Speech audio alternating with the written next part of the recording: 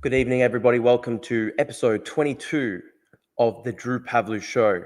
We will be covering the Romanian far right's major victory today. We will also be discussing the Greens wipeout, potentially Adam Bent losing his seat.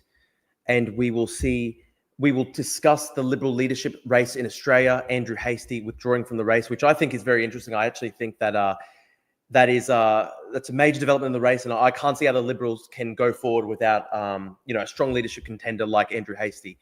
Now, I'm going to just quickly share the link to my Discord, guys. But thank you everybody who's already joined. I think we've got almost 10 people watching live on YouTube. That's great. Thank you guys for watching, and many more people on Twitter. If you're watching on Twitter, I'd highly recommend going through to my YouTube.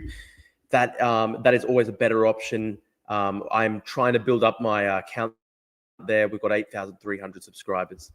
I am just going to quickly post the link, guys.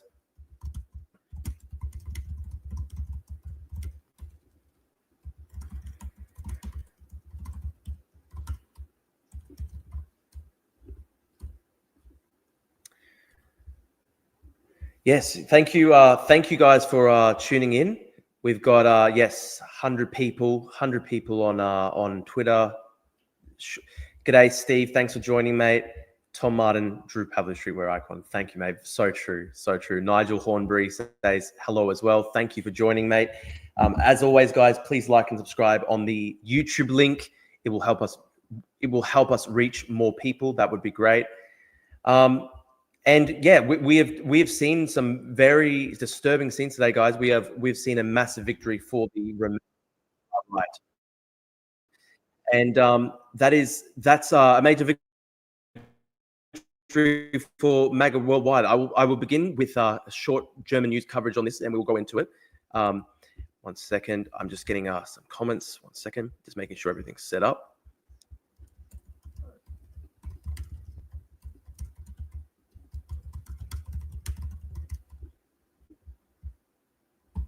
All right.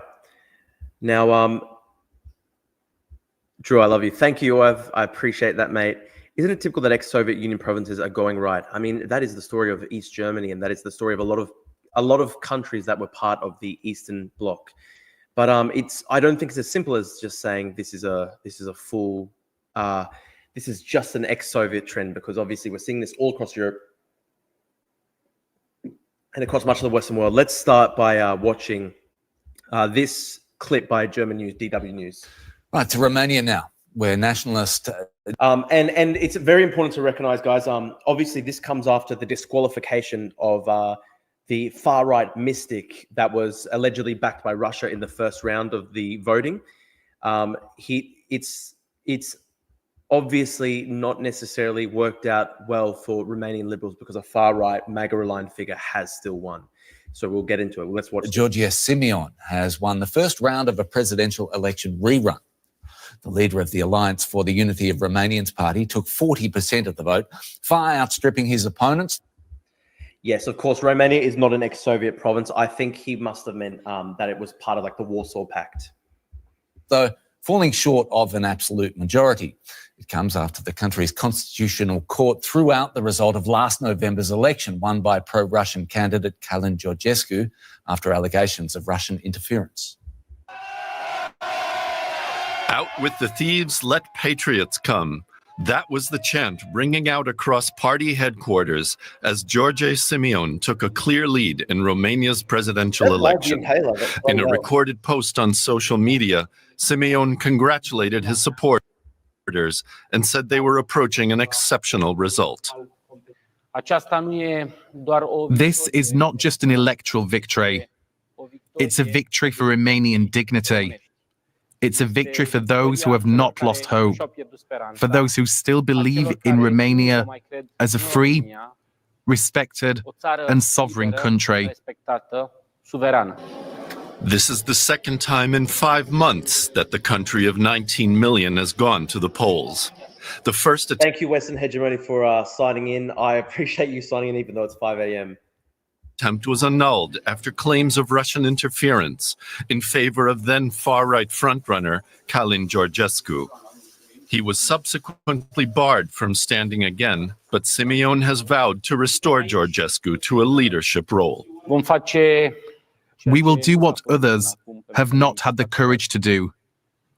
We will begin the moral, political, and economic reconstruction of Romania. Simeon leads the nationalist AUR party, which supports NATO but opposes military aid to neighboring Ukraine. He describes himself as more moderate than Georgescu, but is also a Eurosceptic and openly pro-Trump. Simeon's rival for the next 2 weeks will probably be Bucharest Mayor Nicusor Dan, a pro-European independent who believes NATO is the country's best shield. The election won't be a choice between two people. It will be a debate between a pro-Western direction for Romania and an anti-Western direction for Romania. This is what the second round will be about. It is our duty to convince Romanians that Romania needs the pro-Western direction. The runoff vote is due to be held on May 18th. Right, let's go to the Romanian capital, Bucharest, now, to DW correspondent Anchel Vora. Why did Simeon win, Anchel? What's driving his popularity? Well, several factors, really. There's a large anti-establishment sentiment here in Bucharest and other parts of the country. And people just wanted a change. People wanted somebody else. But Simeon has also capitalized on the victory of the pro-Russia candidate, Georgescu, by teaming up with him and consolidating the populist base. Experts have also here told us that essentially Simeon ignored the mainstream, he ignored the media, he ignored the intellectuals, he ignored the debate to present himself to the people as an anti-establishment guy. And on top of that, he's also tried to crush the message of the opposition parties, the centrist parties here, that if Simeon wins, then the country will move in an anti-West direction by actually using tensions between Brussels and Washington and giving a message that he's only critical of the EU, not of the US. In fact, yesterday, all day, he just kept talking about Trump. Through the campaign, he's been talking about Trump. He says his party is a Trumpist party aligned with... He literally says his party's a Trumpist party. MAGA. So the message to Romanians is that the country will be moving in the direction of the West, but towards the US. In 2 weeks, there'll be a second runoff now. Will this be much of a contest, or is Georgia Simeon now just a clear favourite? Well, from where we are now, it doesn't look like it because he's outperformed not only his far-right predecessor, Georgescu, was banned from rerunning, but also all other centrist leaders and a left candidate. Now, key here is that there's no unity among centrist candidates. There were 5 top candidates and 3 were centrists, and they've not backed each other. In fact, they've been quarreling with each other. And he's at 40%, and the centrist candidate who's trailing him is at 21%. So people would really have to come out in large numbers and support Nicusor Dan, the centrist candidate, if things have to change. DW's Anchel Vora, thank you so much.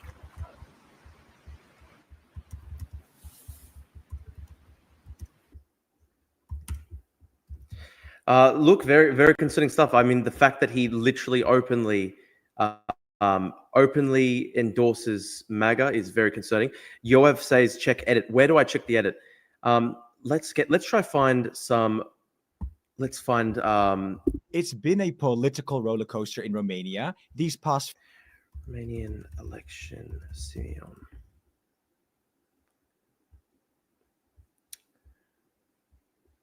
Let's see, The Guardian. Tuturor celor care au ales să voteze în poziția numărul 1 pe buletinul de vot.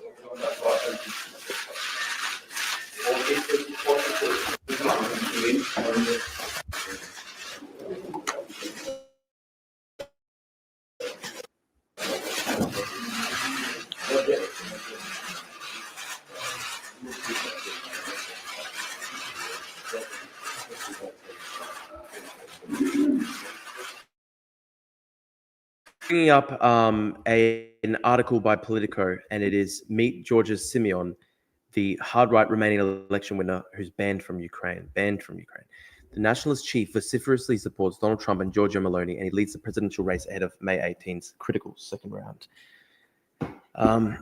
No prizes to ask me. No prizes in guessing what I think about this bloke. Makarios or Samson? Makarios. Are you talking about the Cypriot coup? Hard-right candidate Georgia Simeon emerged as the clear victor as Romanians cast their votes Sunday in a close-watch presidential election. He will now face centrist Bucharest Mayor Nicolae Ordan in a runoff on May 18 that will determine whether Romania becomes the latest EU country to lurch dramatically to the right. So who is the 38-year-old firebrand leader of the Alliance for the Union of Romanians, AUR, and how did he get so close to the presidency? Simeon studied history at university, so did I, and quickly got involved in activism, taking part in street protests promoting the unification of Romania and neighboring Moldova and ultranationalist irredentist ideology. That's not actually... Trump Maoism is so funny as a concept, but it is true what is happening. We will go into it, of course.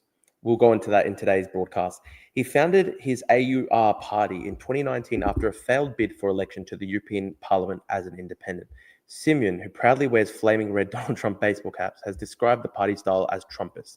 After last year's parliamentary election, it holds the second largest number of seats in the Romanian parliament. Many of AUR's policy positions match those of the Trump's MAGA movement. From social conservatism, it bills itself as pro-Christian and pro-family, to stopping military aid to Ukraine. The party's support surged amid the COVID-19 pandemic, with AUR tapping into anti-science sentiment by opposing government measures to limit the spread of the virus and fanning conspiracies about vaccines on social media. In my opinion, Trumpism is Putinism with different branding and carcinogenic strawberry flavoring. As I see it, Simeon, Le Pen, and Weidel can now camouflage their Putinist politics by supporting Trumpism. Very true. Check out Albo's old immigration policy, the Greens and LNP blocked. Are you talking about the attempts to cap student numbers? Because if you're asking me about that, I do support those attempts to cap student numbers. I think if you're going to do something as serious as overturn the results of an election, the burden of proof needs to be astronomically high and beyond any reasonable doubt. It is beyond reasonable doubt, though, that Russia manipulated the results of the first election. Sim was banned in 2024 from entering Ukraine for 3 years for what Kiev called systematic anti-Ukrainian activities. He denies he is against Ukraine or pro-Russian, arguing that he is simply pro-Romanian. He has also been reportedly banned from Moldova, with Chisinau accusing him of endangering national security. Simeon has taken aim at Brussels, threatening to break EU laws he disagrees with, though he has stressed Romania should remain part of the bloc. He told Politico last month he rejects the far-right label. Simeon has cited right-wing Italian Prime Minister Giorgia Meloni as a political hero and called for the Melonization of Europe. Believe me, there'll be Simeonization as well.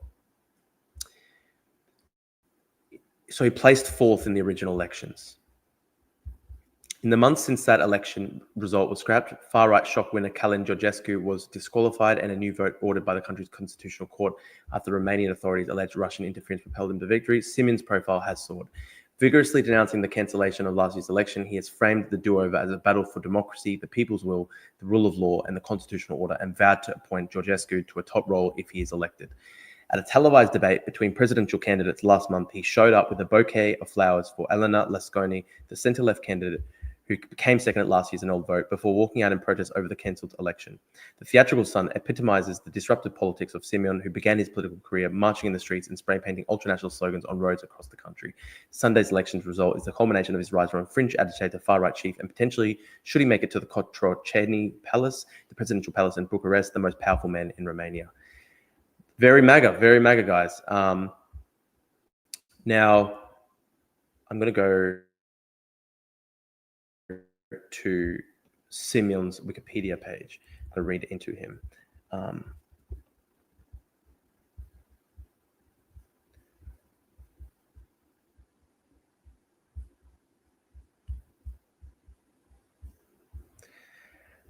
Now, Simeon. So he's won 40% in the first round against 20% for Nicolae Ordan, the centrist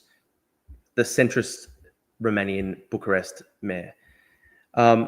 Reform UK sweep, fake MAGA. Master's degree in history. He began campaigning for the unification of Moldova and Russia. and has since set up notable association events for this purpose, such as Action 2012, the Alliance for the Centenary, and the Centenary March, having also participated in several protests and demonstrations supporting Moldovans and their rights. As a result, he has been prohibited from entering Moldova on several occasions in the past, and he's currently banned from entering the country as a persona non grata. I wonder what happens if he's literally the president of Romania and is banned from the surrounding countries. Yeah, look, now Maloney is just a generic centre-right politician. So if he just becomes a generic centre-right Maloney, I've got no problems with that. It's more if he, has this extreme pro-Russia position, that's where I have a big problem with it, Simon has been involved in several controversies, notably AUR's support for two former military officers who had allegedly suppressed revolutionaries in the 1989 Romanian Revolution, entering the Romanian parliament.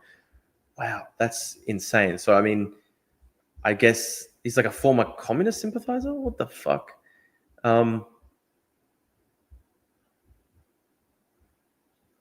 At the age of 9, Simon attended the opening of Romania's first McDonald's restaurant, an event he later reflected upon as formative for his perception of Western capitalism's influence on post-communist Romanian society. And yet he defends people who helped crush the Romanian Revolution. It's very interesting. Drew, do you look forward to being an old man? Will you adopt the persona of a grumpy old Greek man? Well said. Absolutely. Great idea, Pickles. Great idea. Did you follow what's been happening in the UK recently? Historic results, end of the two-party dominance. I will try cover that today as well. So, master's degree in history, the crimes of communism as a research topic.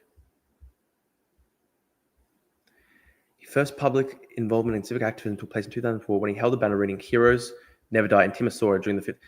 So he supports the Romanian Revolution, but later in power, he has defended people who helped to crack down on the Romanian Revolution. It's very interesting.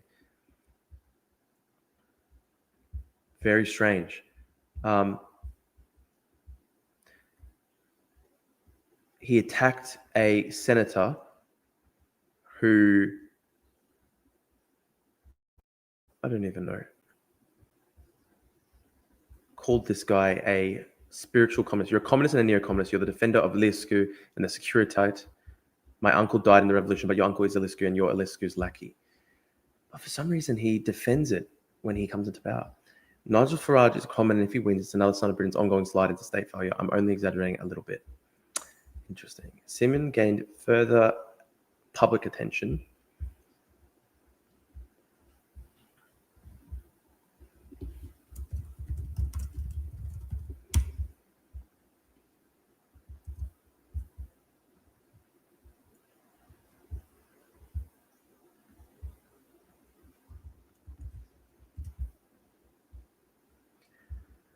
Okay, so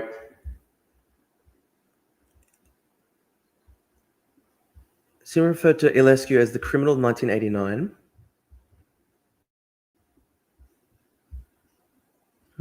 Okay, I don't know enough, I guess, about Iliescu. He was charged with crimes against humanity.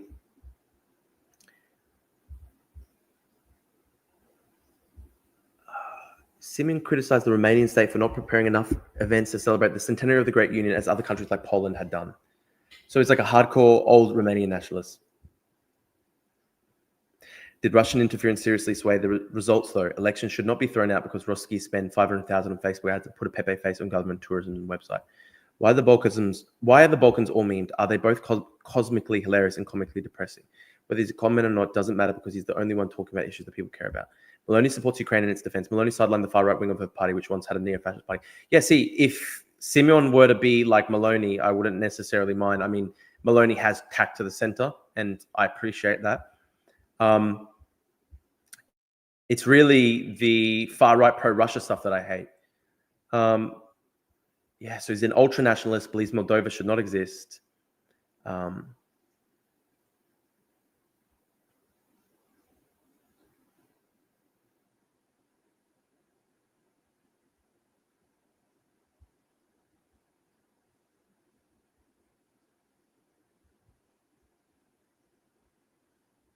So he only won. So 5 years ago, he won 1% of the votes in the election, and is now literally gaining 40% of the country. You're one of the reasons for the rise of the far right with your ridiculous comments on X. I actually support lowering migration. I actually support very sensible centrist policies. There is no way whatsoever that I could be considered part of the rise of the far right. Romania doesn't have lustration laws, would have prevented those affiliated with Ceausescu's regime from re-entering government. The rhetoric isn't surprising. Meloni is at times a populist far right-winger, but so far she's pro-democratic. She did not scrap some social security benefits, which have made some of the poor poorer. She did scrap those benefits, yes. Look, I'm not a right-winger like Meloni, but thank God she was not as bad as predicted, That's all I'm saying. Now, let's look at Simeon's political positions. In August 2023, Simeon met with Israeli ambassador to Romania and Likud politician. He acknowledged and expressed regret about Romania's role in the Holocaust, promised to combat Judeophobia, supported the expansion of his illegal Israeli colonies in the West Bank, emphasizing what he described as the historical right of the... Wow, okay, very interesting. And he's gone to Jerusalem to light candles at the Church of the Holy Sepulchre. Russia and Ukraine. Simeon warned about external influences on Romania, particularly from Russia, describing the friendship between Russia and Germany as a danger to Romania. I mean, that's interesting. Following the Russian invasion of Ukraine, Simeon called Russian President Putin a war criminal and said that international sanctions against Russia were not enough.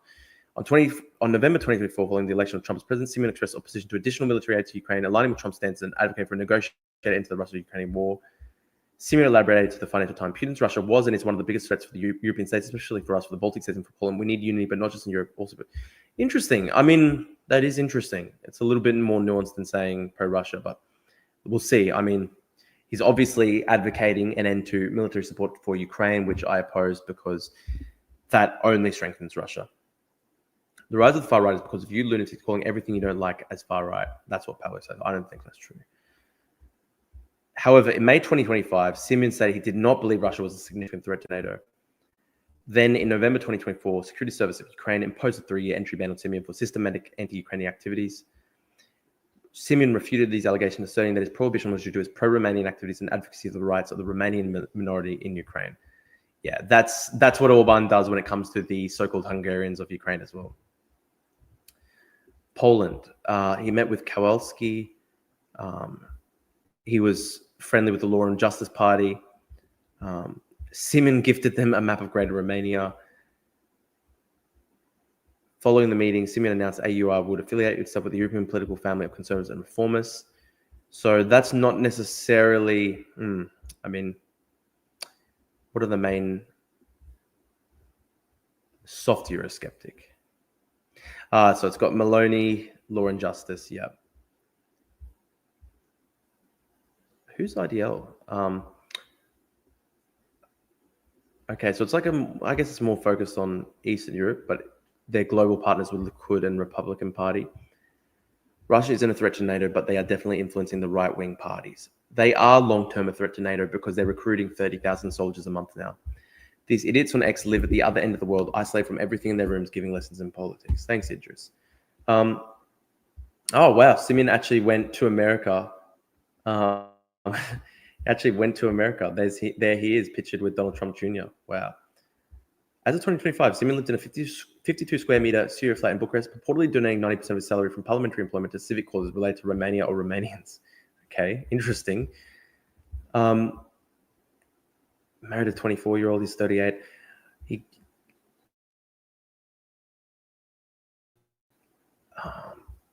Simeon ranked among the candidates with the least personal assets. Okay, interesting. Okay. Let's see if we can have, hang on. Simeon donated his salary, the announcement made by the AUR leader, as I promised, month by month, the photo that went viral on the internet. So this is obviously pro-Simeon stuff. It's probably propaganda.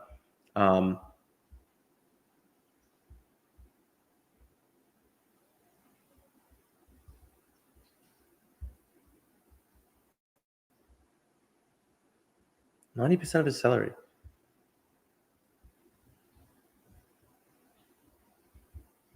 Obviously a very smart populist. Now, I want to show you guys this. There's a Twitter account that I really like. I think he's one of the smartest guys on Twitter, and he's been commenting. He's been commenting on the Romanian election results. He is Romanian. I want to show you what he's been writing. Hang on, I'm getting it up. He's driving for so many of these issues. Keep pushing the Brexit scam. Melbourne's still holding on 52% later, 63% counter. I think Bent is blocking the doors to the counting floor so he can keep his job. I think Bent falls. Surely. I live very comfortably in a 50 square meter apartment with a view to a gorgeous park in Ghent, Belgium. Yeah, interesting. Okay, beautiful, beautiful. Look, yeah, there are some beautiful places in Europe. I do agree. So why did they end up cancelling and postponing the initial Romanian election last year? They blamed it on Russian interference, but in actual fact, it was one of the main parties who propped them up so they could face an extremist. I don't know, Con. There was significant Russian interference in that ballot. A person. Good evening, Drew. Thank you for joining, mate. I appreciate it, A person. Now, okay, this guy's got some really interesting tweets on this. Worst aspect of the Romanian far right in power, especially one led by an individual like Georgescu as PM, is not its fanaticism, extremism, as much as their overwhelming childish naivete. They genuinely believe all that's needed is for people with love of country and fear of God to sit those chairs for things to be good. And the entire economy is held together by duct tape right now with deep technical problems that won't care of sentimentalism. We not only have no political program, we reject the need for them altogether. Quadrenary. Now, this is a really good tweet thread, I think, and it did really sum up what's been happening. For Britain, it's a state that has ended. The only solution is to improve their relations with the BRICS countries and not to remain slaves to America. Are you fucking kidding me? If only Britain became part of BRICS. What a fucking joke. Did Andrew Tate run in this election? No, he didn't. He has announced that he's going to run at the next British election, but I don't think that's going to end up happening. The general spirit of the age is so thoroughly on their side worldwide that makes the debates, which is what makes the debates so absurd. Lefties and libs talking of Wunderwaffen while Army Group Central collapses and Patton breaks through the Bokhajis. People fantasizing of miracle policies that fix it all, deluding themselves that they are still just a reaction to various issues, that they were pushed into this, not seeing that virtually everywhere they form the basic foundation of societies in a positive way now. Everywhere the lower classes have been lost thoroughly by education polarization of the new online media environment. We have achieved thoroughly identity politics based on social class, and we will not survive it. The lefty delusion that this is just an innocent, pure people yearning to return to the fold if only the V2 is offered is so comical that borders on medicating. But I frankly find the new abundance cope more depressing and telling of the abyss we've plunged into. What's the core essence of the argument there? That for the voter to bother giving you a glance, you must deliver him utopia, economical and social. He must be given everything from infinite money to basic self-respect. You must deliver economic growth, high-paying menial manufacturing jobs, cheap mass goods, high salaries, and underpaid helot service class, cheap house to buy, expensive house to sell, all with no social disturbances, low interest rates, and 1.5% inflation. Meanwhile, they have to offer virtually nothing. They have succeeded in attracting the broader masses at an instinctive and emotional level where they gravitate towards them almost by inertia. It has become the base choice. Once you're in power, you immediately lose support. You can't deliver utopia, obviously. Not emotional, sentimental utopia if you somehow succeed in the economic one. In power, they simply need to avoid a Great Depression to be declared triumphant. Meanwhile, every political confrontation has this general feeling of it being a rearguard battle. You can win, but does it feel like victory? More important, do they feel it as a defeat? The active desire of an immiserating economic implosion among US Democrats, for example, is telling of what's truly feared. Let's say you win, but it's this uneventful limping on. You get a 5-20 House majority and still lose the Senate. We beat Simeon by 1%. Will we feel victorious? Will they feel defeated? It's felt on all sides like a rearguard action, more successful, but still in a clear direction. Will not devolve into autocracy. If anything, the cathartic finality that such a confrontation would deliver would be more satisfying emotionally. As with economic collapse above, to give America as example, the anti-Trump people react with relief and joy when he implies that he will become a dictator. Such a Manichaean confrontation will deliver one way or another, a sense of finality, but there is no such thing, no end to justify the means, just this shitty, endless process. They can't deliver either. Education polarization hits them hard policy-wise, and obviously there is no utopia.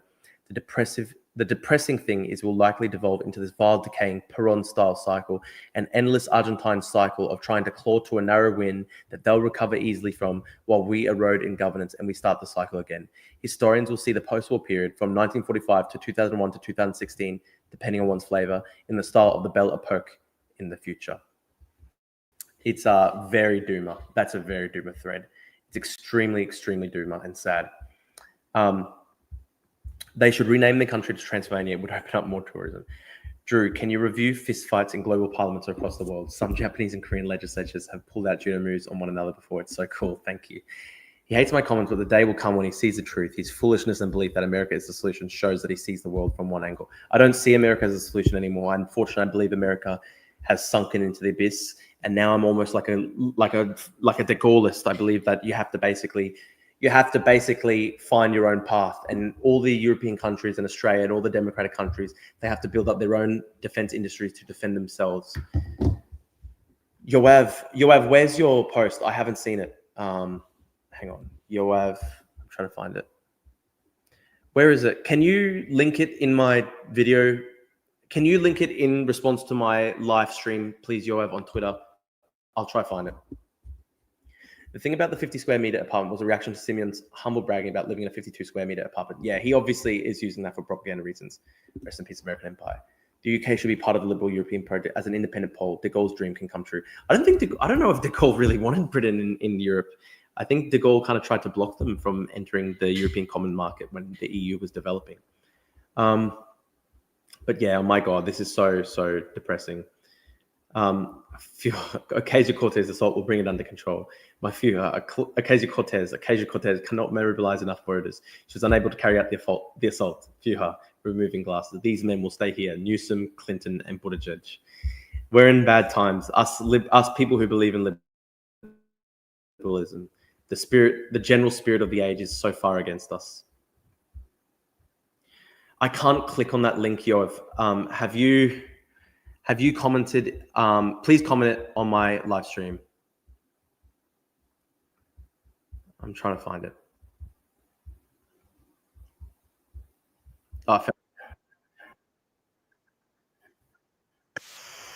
Oh, fucking, that's disgusting.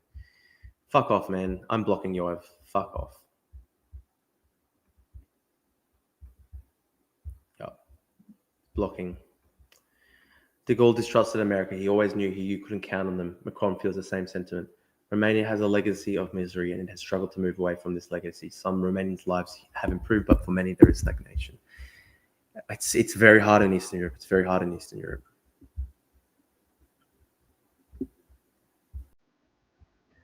Wow.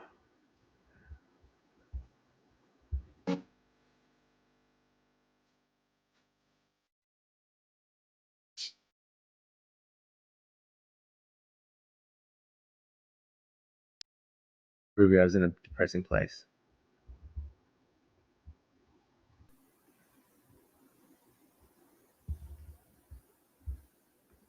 Please, that was about the AL thing. That stuff was insane.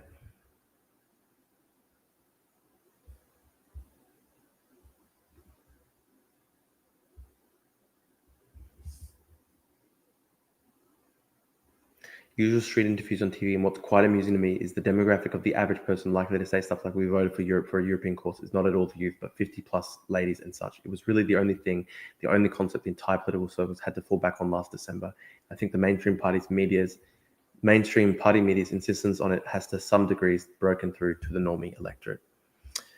Yeah, fucking scary. So Romania is going in a really bad direction. Do an interview with Maurice Glassman. A lot of his views are actually inspired Catholic social teaching in the German social market and economy. Actually, that'd be a really good idea, Maurice Glassman. And I really agree with what he's been talking about in terms of blue labor, how it's like they will decrease migration so as to keep social cohesion. If you're talking about countries in decline, the UK more in decline than the US. Yeah, UK is in more decline. UK is in one of the most, UK is in a total decline. It's very depressing. If you take London out, the UK is as economically poor as an Eastern European state. Yeah, that's the sad thing. If you take London out, it is literally poorer than Poland. Poland's actually doing better economically than Britain now. True, but a humbled Britain rejoining the EU and accepting they're not the masters of anything anymore would probably put a smile on de Gaulle's face, probably. Thoughts on the importance of conscription going forward, something Australia should re-implement. Look, you have countries like Sweden and Finland, where they have conscription and they have a whole of society type mobilization of the populace to defend the country. And Switzerland as well, these types of countries, maybe, unfortunately, that will be the future we head towards if we can no longer rely on the American alliance. If we can no longer rely on the American alliance, then we will have to start thinking, to try and find alternative ways to defend the country. And that might require a whole of population strategy for national defense, which is something like we see in Switzerland, Finland, or Norway. No, sorry, not Norway. Sweden, Switzerland, Finland. These countries that have conscription and they're ready to mobilize massive segments of the population. Consistency is good. Daily hustle, Drew. Thank you, Oliver. I appreciate it, man. I've been doing it every day now for 22 days. This is my 22nd stream in 22 days, and I'm going to try hit 100 streams in 100 days. it has been slowly building. It's a bit of a smaller one tonight, only 20 people watching live, but it's just a slow burn. I hope at some point in the next 100 days, things will improve a bit more. I hope that we can have, my goal would be if we can end the 100 days with about 100 people watching live each time, that would be really good. I hope we can do that. It's a slow burn. It's getting better. Conscription is only necessary if invasion is imminent, i.e. Ukraine. True, but you've got countries like Switzerland, Finland, Sweden, and they have that mass mobilization already built into the country, and they do that basically they do that in case they are invaded, and you have to have that as a backup option. Good goal. Keep at it, Drew. Thank you, Scottrick. I appreciate it. Kids going to a military type school like cadets could benefit them. Learn new skills, build inner strength, bond over common experiences. Not the worst idea in the world. Look, instead of conscription, maybe we could consider something like cadets, like trying to, and that's a good option. I remember we used to have cadets at my school. It ended decades back, but maybe reintroducing the cadet type project, training like sort of adolescents, people who are entering the teenage years, and sort of basic survival skills, basic survival skills, basic health skills, basic tracking skills, and maybe the basics of firing a rifle. We're talking, early teens maybe. Greece has conscription. I had to apply for deferment when I got dual citizenship. Yeah, Con. So I'm not a dual citizenship with Cyprus. My family Greek Cypriot. My brother is a dual citizen, and so is my dad. I could get dual citizenship, but I'm not getting dual citizenship because if you can't run for parliament in Australia if you're a dual citizen. But if I were to get dual citizenship, it's funny. They actually do sometimes call people up. So if you're a dual citizen and you're in Cyprus for a couple months at a time, I think it's maybe 6 months, you immediately get conscripted into the army, unless people pay it off. I mean, there's still bribery in that part of the world. Sometimes people bribe their way out of it. Obviously, that's not something I endorse. I think it's bad. But yeah, Greece is conscription, Cyprus is conscription. And if my brother were to say live in Cyprus for a continuous 3-4 month period, I think it's up to 6 months, then you get conscripted. Trump is bad, but JD Vance is worse. He's far smarter and he's ideologically driven, while Trump is a self-absorbed narcissist that wants people to kiss his ass. I hope Trump stays till the end of the term. I actually agree. I think JD Vance is more dangerous. He's more ideologically driven. That said, I think JD Vance does not have the charisma of Trump. What that means is, Trump has an ability to make people laugh. He has an ability to, disarm people. For all the liberals that he scares, he's also able to somehow win over a big segment of the population with his jokes and his tomfoolery. I don't think JD Vance has that humor, that ability to win people over like that. And so it's a double-edged sword. JD Vance is way more ideologically driven. At the same time, I think it'd be so much harder for JD Vance to actually win. Yeah, being a landlocked European country must be unnerving. Focus on supporting families. Children provide a future people wish to defend. That's true. I mean, the hardest thing is that a lot of people are basically saying, why would they defend country if they can't even buy a house, if they can't even get the basics right? And I mean, I understand that. It's sad. I'm someone who favors patriotism and defending your country and everything, but it's very hard. It's hard to offer young people a future worth defending. You have to try and offer young people a future worth defending. Yeah, I've always said a massive effort to keep it going no matter what. Thank you so much, Steve. I appreciate it. We're going to keep on trying to do this streaming thing. If I really hope one day we'll be able to get to one of those levels where there are a lot of people who can make it professionally in this game. I'd love to be able to make it professionally, just to be able to devote myself to this, which is my passion. Covering the news, covering politics, debating the grand issues of the day. You should consider taxes before obtaining another nationality. No, I don't. It's not taxes that I'm interested in. The reason I don't obtain nationality with Cyprus is my main reason is, I'm Australian first, and you can't even run for Australian Parliament if you're a dual citizen. The ability to disarm people by making them laugh is powerful. Trump knows this and uses it to his advantage. Yeah, and JD Vance does not have that at all. JD Vance does not have that at all. And I think to that extent, JD Vance is less dangerous than Trump. It's interesting. It's double-edged sword. He's way smarter, way more ideologically driven, but he would also immediately be so much more unpopular. He would be so much less popular. Exactly. This is why we are becoming polarized. Both ALP and LNP are not making housing affordable. This pushes people to either the right, one nation, Trump is family first, or the left grid. Yeah, that's true. That's literally it. And if you want people to be center left or center right, you actually have to offer them a stake in the economy, a stake in the future of our society. And that is not what the major parties are doing. And this is something that the Liberal Party and the Conservatives have to be smashed with over and over and over again. What are you conserving? If you are not giving young people a stake in the economy, not allowing them to have a stake in being a property owner, this is the funny thing, right? Like what was one of the major things that Margaret Thatcher did? And she tried to make property ownership more prevalent through British society by privatizing those council housing and stuff like that, allowing tenants to buy their own homes. It's so different now with the Conservatives in Australia. There's no aspiration to try help people get onto the property ladder. And if people have no property and people have no economic stake in the country, then what are they going to do? They're not going to defend a centre-right party, are they? Would you call yourself centre-right? No, I wouldn't. I'd say I'm centre, moderate left. But I do have some more conservative-leaning views. Like, for example, I think migration needs to be decreased, that sort of thing. Anthony Green has stated that he doesn't believe Bent will lose his seat. Fuck. Oh, that's sad. That's sad. That's so fucking sad. It came so close. That's such a shame. Fucking hell. What does Anthony Green say? What's he saying? That's a horrible, horrible thing. That's so sad.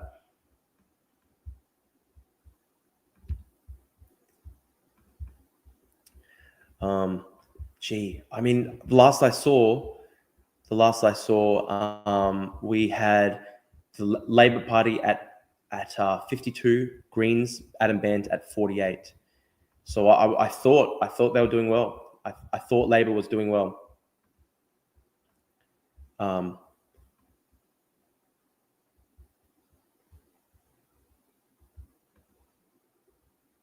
It's only happened 4 times in my working life, but it's always fascinated me how when Labor wins, the loudest media guys then just become myopically obsessed with the Liberal opposition leadership. Like when the tables are turned, the Tories don't think of you at all. That's pretty funny, actually. What do you guys think of this take by Lindy Men? Cinema is a dead medium at this point. Good films aren't being made. It has nothing to teach us anymore. It's fine. Film will go the way of plays and theatre. It'll always be around. Since it's not a vital genre anymore, the best thing is to force Hollywood to make all the films in America and give Americans jobs. That's an honorable goal. Don't fly to Morocco to make superhero slop 7. Make it in Wyoming. What do you guys think? I don't think it's true that no good films are being made. I think there's still good films that are coming out. Melbourne has gone up to 52.6, updated 18 minutes ago. How can they then say that Bent is going to win it? Let me bring this up on the stream. Hang on, guys. ABC News, Melbourne seat.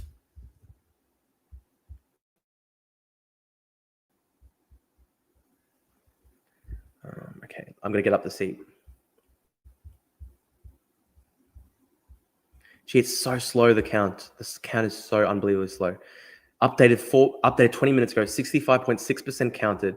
Labor at 52.4. Adam Brandt from the Greens at 47.6 with a 9% swing to Labor. I don't see how he comes back from that. I hope he doesn't. I hope it's a wipeout. It would be amazing if it was a wipeout. They definitely don't make films like they used to. I agree that unfortunately movies, I actually agree that there's been less great films out lately, but I still think there is good stuff coming out. I haven't watched a film in like 10 years. That's sad, Swindon. Are you like a Zoomer who just has no attention span at all? I'll take it's a knee jerk to Trump's film nonsense. The problem is most cinema is junk or ideological trash like video games. In fact, there's more opportunity to make an impact. Anthony Green probably said it a while ago. I want to see Ben take an L. So many great movies from the 90s. Yeah, I don't know if it's like, I wouldn't write them off already. Everything artistic is slop now, even cars. I don't think that's true. Slop's like a far right. Swindon's a far right guy, so he just thinks everything's horrible. Oh, that's beautiful.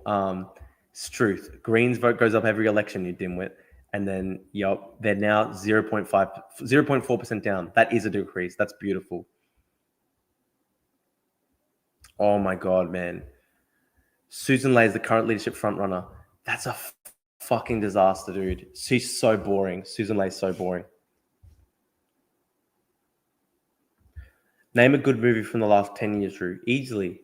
I thought Brutalist was a good movie. I thought Oppenheimer was a good movie. I thought, a lot of Nolan films are good movies. I play video games to read. I mean, the general content quality is so poor. I think if you find good movies, there's still good movies out there, guys. I don't understand how you can simultaneously, this is Jordan H. Knight, who's a conservative thinker.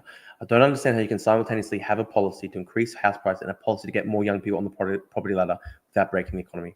Facts, I'm going to retweet that. That's true. I think it's bizarre that non-citizens go to political protests here in Australia, especially if they're carrying really spicy signs. I can't think of many other countries where non-citizens would feel emboldened enough to do that. That's facts. That's actually facts. Fuck, I love cinema so much. I go almost every week. There are good movies, but look past Marvel. Yeah, of course, you look past Marvel. A24 makes amazing. It's funny because people mock A24 as like, you know, indie, but I actually like a lot of the A24 movies. I like legitimately like A24 movies. I like that shit. It's interesting. Con, you should DM me on Twitter and send me your letterbox. I'll add you. I'm on Letterboxd at just my name, Drew Pavlu. I love that shit. I love cinema. I love Kino. More people seem to believe the music they listened to around the first time they kissed someone was the best music ever. Yeah, I think it's just general. I think it's just general nostalgia, probably. It's so high quality, consistent. Midsummer is the bomb. Midsummer's a good movie. The First Law trilogy by Joe Abercrombie Duncan. I don't know that one, but okay. I wanted to bring. Okay, let's maybe turn to British politics next. I think there was a really interesting British thing that I want to watch. Let me get that up. 1 second, guys.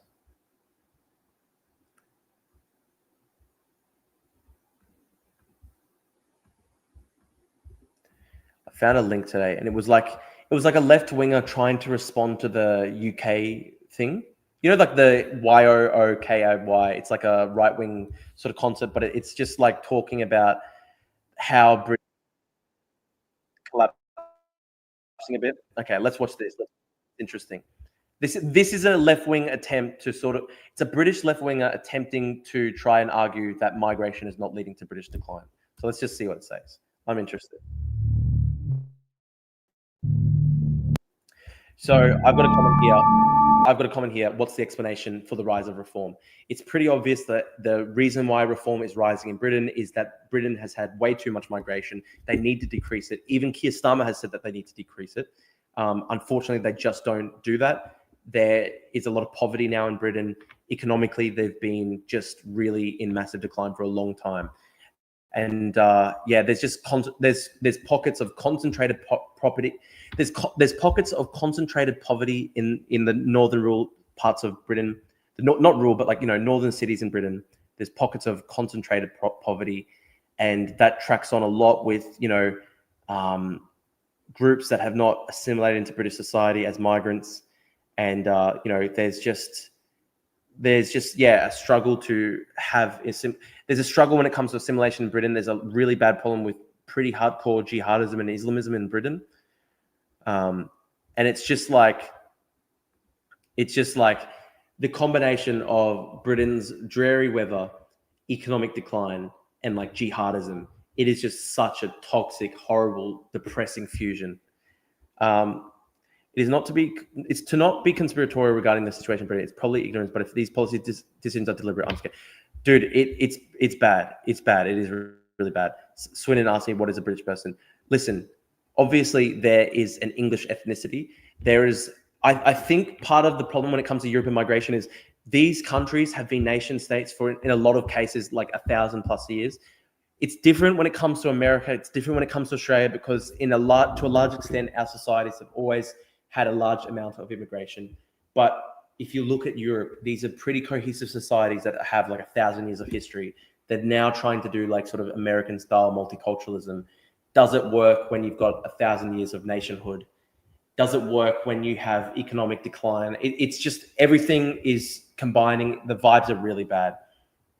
The vibes are bad in the UK. Like, they generally hate living in the UK. At least Americans have their optimism. It's bad, guys. Brexit didn't help the British economy, and the EU used to support a lot of Northern English and Welsh towns to get their economy back on track. Yeah, no, look, it's literally facts. Like, leaving the EU has accelerated the economic decline of Britain. And one of the funny things, right, is like one of these things when it came to Brexit. When it came to Brexit, there was this whole, we've got too many Polish people coming into the country, blah, blah. And instead of migration from Poland, now they've got migration from much, much, much poorer countries that have a lot less cultural compatibility to Britain. And it's like, was that really a good trade-off for Britain? Like, I don't think it was a good trade-off. Like, intra-European migration made a lot more sense than the Boris wave. Can we discuss the value of multiculturalism, not multi-ethnicism? Yeah, see, this is the thing. Like, I don't have anything against people from different races living together. For me, I just want a basic level of social cohesion. And so I don't care whatsoever about, like, you know, race, DNA, all that shit. It's just a question of, is there social cohesion? Are these cultural practices, are the cultural practices of migrant groups cohesive to the broader society? All these sorts of things, right? So I'm in favor of having, you know, like a society where there's, I'm fine with having a society with multi-ethnicism. I mean, like, I'm literally I'm Greek, right? I'm Greek and living in Australia. The problem comes when it's about cultural assimilation and social cohesion. Is there actually social cohesion? Hey, what about the economic comeback that Ireland, Portugal, Spain, and Greece are having? Yeah, there's a small comeback. There is a small comeback. That's true. I'm worried Democrats might pick someone like AOC in 2028, risking a JD Vance win. Merkel center-right, the governor of Pennsylvania, Josh Shapiro, would be far stronger, more electable choice. Probably true. No, thank you for bringing up multiculturalism versus social cohesion. See, this is the thing, right? Like, okay, okay, I'll give you guys a good example, right? My friendship groups, all my closest friends in life, right, come from a wide array of different ethnicities, right? Like, so for example, my best friends are like Hong Konger.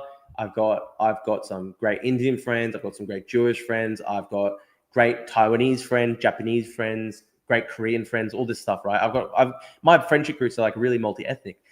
But when it comes to the culture of my friendship groups, like, we're all fully Westernized. We're all like, we support Western democracy. We're basically almost indistinguishable, I'd say, from a lot of other, like, just, you know, Australian Western kids, right? So for me, I'm not looking at this from an ethnic thing. I love being friends with people from no matter their background, right? It's just like, do we agree on the fundamentals? Like, do we agree on, like, rule of law, freedom, basic freedoms for everybody? We believe in, you know, peaceful, functioning, socially cohesive society. You don't hate the mainstream. You don't want to destroy the country. Like, it's just like the most basic stuff, right? It's about culture, not color. Oh, look, true. I literally do not give a fuck what color somebody is. I just want them to agree on the same basic things as me, you know? Religious freedom, political freedom, individual freedom, you know, the right to be free from, like, fucking torture and persecution and government overreach. Like, just the most basic fundamentals. And look, like, the problem comes when you've got something like hardcore Islamic fundamentalism. I don't care about, like, they're a white Islamic fundamentalist, and I fucking hate their views, right? It's not about race. It's not about their color. It's about somebody's ideology. It's about somebody's worldview. And that doesn't even extend, also, like, doesn't extend to religion necessarily. Like, there are plenty. I actually have moderate Muslim friends who are great people. My problem is, again, just with fundamentalist people who believe in an anti-democratic, anti-pluralistic ideology. Like, if you look at Islamic fundamentalism, it's fundamentally an ideology that's against multiculturalism. It's against pluralism. It's against democracy. They want to destroy freedom of speech. Like, Islamic fundamentalism is like a fascist ideology. It's a totalizing ideology in the sense that they demand supremacy over society. They don't tolerate having any difference. They're the ones who don't tolerate difference. The Islamic fundamentalists are the ones who don't tolerate difference. Exactly. That's where it falls apart. People are anti-West. It's fucking insane. So, like, literally all my friendship groups, right? My friendship groups, like, my best friends are like Hong Konger, Taiwanese, Korean, Indian, you know, Australian, white Europeans, Polish people, Ukrainians. I'm friends with Russian pro-democracy, anti-Putin activists. I'm friends with American. I'm friends with people from the entire scope of the planet, right? My only problem is with extremists, whether they're communists, whether they're fascist, whether they're jihadist. I'm against people who want to destroy the overall society. I'm against anybody who's anti-West, right? Is Rishi Sunak British? Rishi Sunak's nationality, his nationality is British. Culturally, I believe he is thoroughly British. Obviously, when it comes to ethnicity, Rishi Sunak is ethnically an Indian person. In the same way that I'm ethnically Greek Cypriot, but my nationality is Australian. My loyalty is to Australia rather than Greece, you know? Got to run later. Thanks for joining, Delves. What about Jewish fundamentalists? I just don't think that, like, they're very widespread at all. Like, certainly not at all in, like, Western societies. You have to vet the ideology. Yeah, that's true. Drew, do you think that Australia would have more immigration if it wasn't for the dangerous animals there? I would personally never move to a country where there, honestly, 90% of people live in like urban environments in Australia, and you basically never really encounter like, you know, the crocodiles or spiders and stuff or snakes. It's pretty rare to encounter like pretty dangerous animals here in Australia. Like you live in an urban setting, right? You live in like normal cities. You sometimes get animals like Belle, right? You sometimes get animals like Belle that are very dangerous and they eat you. Isn't that right, Belle? They eat you up. They chew on you. Very dangerous. That's one of the most dangerous animals we have in Australia. This small creature called Belle, who is a 6-month-old Labradoodle. Here's the name for you, Drew. Anjem Choudhury. I fucking hate Anjem Choudhury. I can't believe he was not deported from Britain earlier. I can't believe that the authorities let him fucking just go around proselytizing, converting people to ISIS ideology for so long. They should have fucking locked him up straight away and then deported him. There's no chance. See, that's where I diverge from a lot of people on the left. I diverge from a lot of people from like, you know, more liberal. My whole stance as a liberal is you have to have defensive liberalism. You have to have like militant liberalism, militant democracy is the German concept, right? When it comes to somebody like Anjem Choudhury and a hardcore jihadist whose entire thing is he wants to overthrow the democracy, he wants to overthrow the constitution of the country, then straight up, you cannot live in the country, deport. It's just simple, right? If you're a migrant to the country, you cannot then try and advocate for the destruction of the society. If you try to do that, you have to be deported. And I actually think that's completely compatible with overall liberal values. And the reason for that is very simple. And it's the Karl Popper paradox of tolerance. It's the paradox of tolerance. If you are tolerant of people who want to destroy freedom and tolerance, and I'm talking here specifically about jihadists, fascists, and communists. I'm not talking about right-wingers. I'm not talking about Gerard Rennick. I'm not talking about Pauline Hanson. I'm talking about the extreme Nazis, right? The people who actually want to overthrow the constitution of the society. They want to actually destroy democracy. They want to create a one-party state and purge all opposition. Those people cannot be allowed to have a foothold. And they cannot be allowed to have a foothold whether they're jihadist Islamists or communists. And so this is the thing. I would literally ban Jordan van der Lam and the Victorian Socialists and the Trotskyist organizations. I would ban the Nazi organizations, and I would ban the jihadist front groups and Hizb ut-Tahrir. That's what I would do if I was the prime minister. And I would say that is not illiberal, because some people there's this stupid view that some people have, and it's actually suicidal. Their whole idea is like, oh, you know, if you believe in liberal democracy, you have to tolerate people who want to kill you. No, you don't. That's suicide. That's suicide. There's nothing within liberalism, there's nothing within our ideology that says that you have to tolerate people whose sole political end goal is to fucking purge you and kill you and just rape people and just kill everybody. There's nothing in liberalism that says that. Nothing whatsoever. I say liberalism has to be militant. Liberalism has to be defensive. Liberalism has to defend itself. Don't allow the Nazis to take power. Don't allow the jihadists to take a part of the society. You just can't let that happen. It's obvious Western culture is top tier. Only John Howard could say this openly about 3 weeks ago. No one else in the LNP will say it. He said multiculturalism has failed. Here's the problem, though. How does anybody talk about the failures that we're struggling with when it comes to multiculturalism? How do you talk about it? Because the problem is then the conversation gets poisoned at the well by the fucking insane Nazis.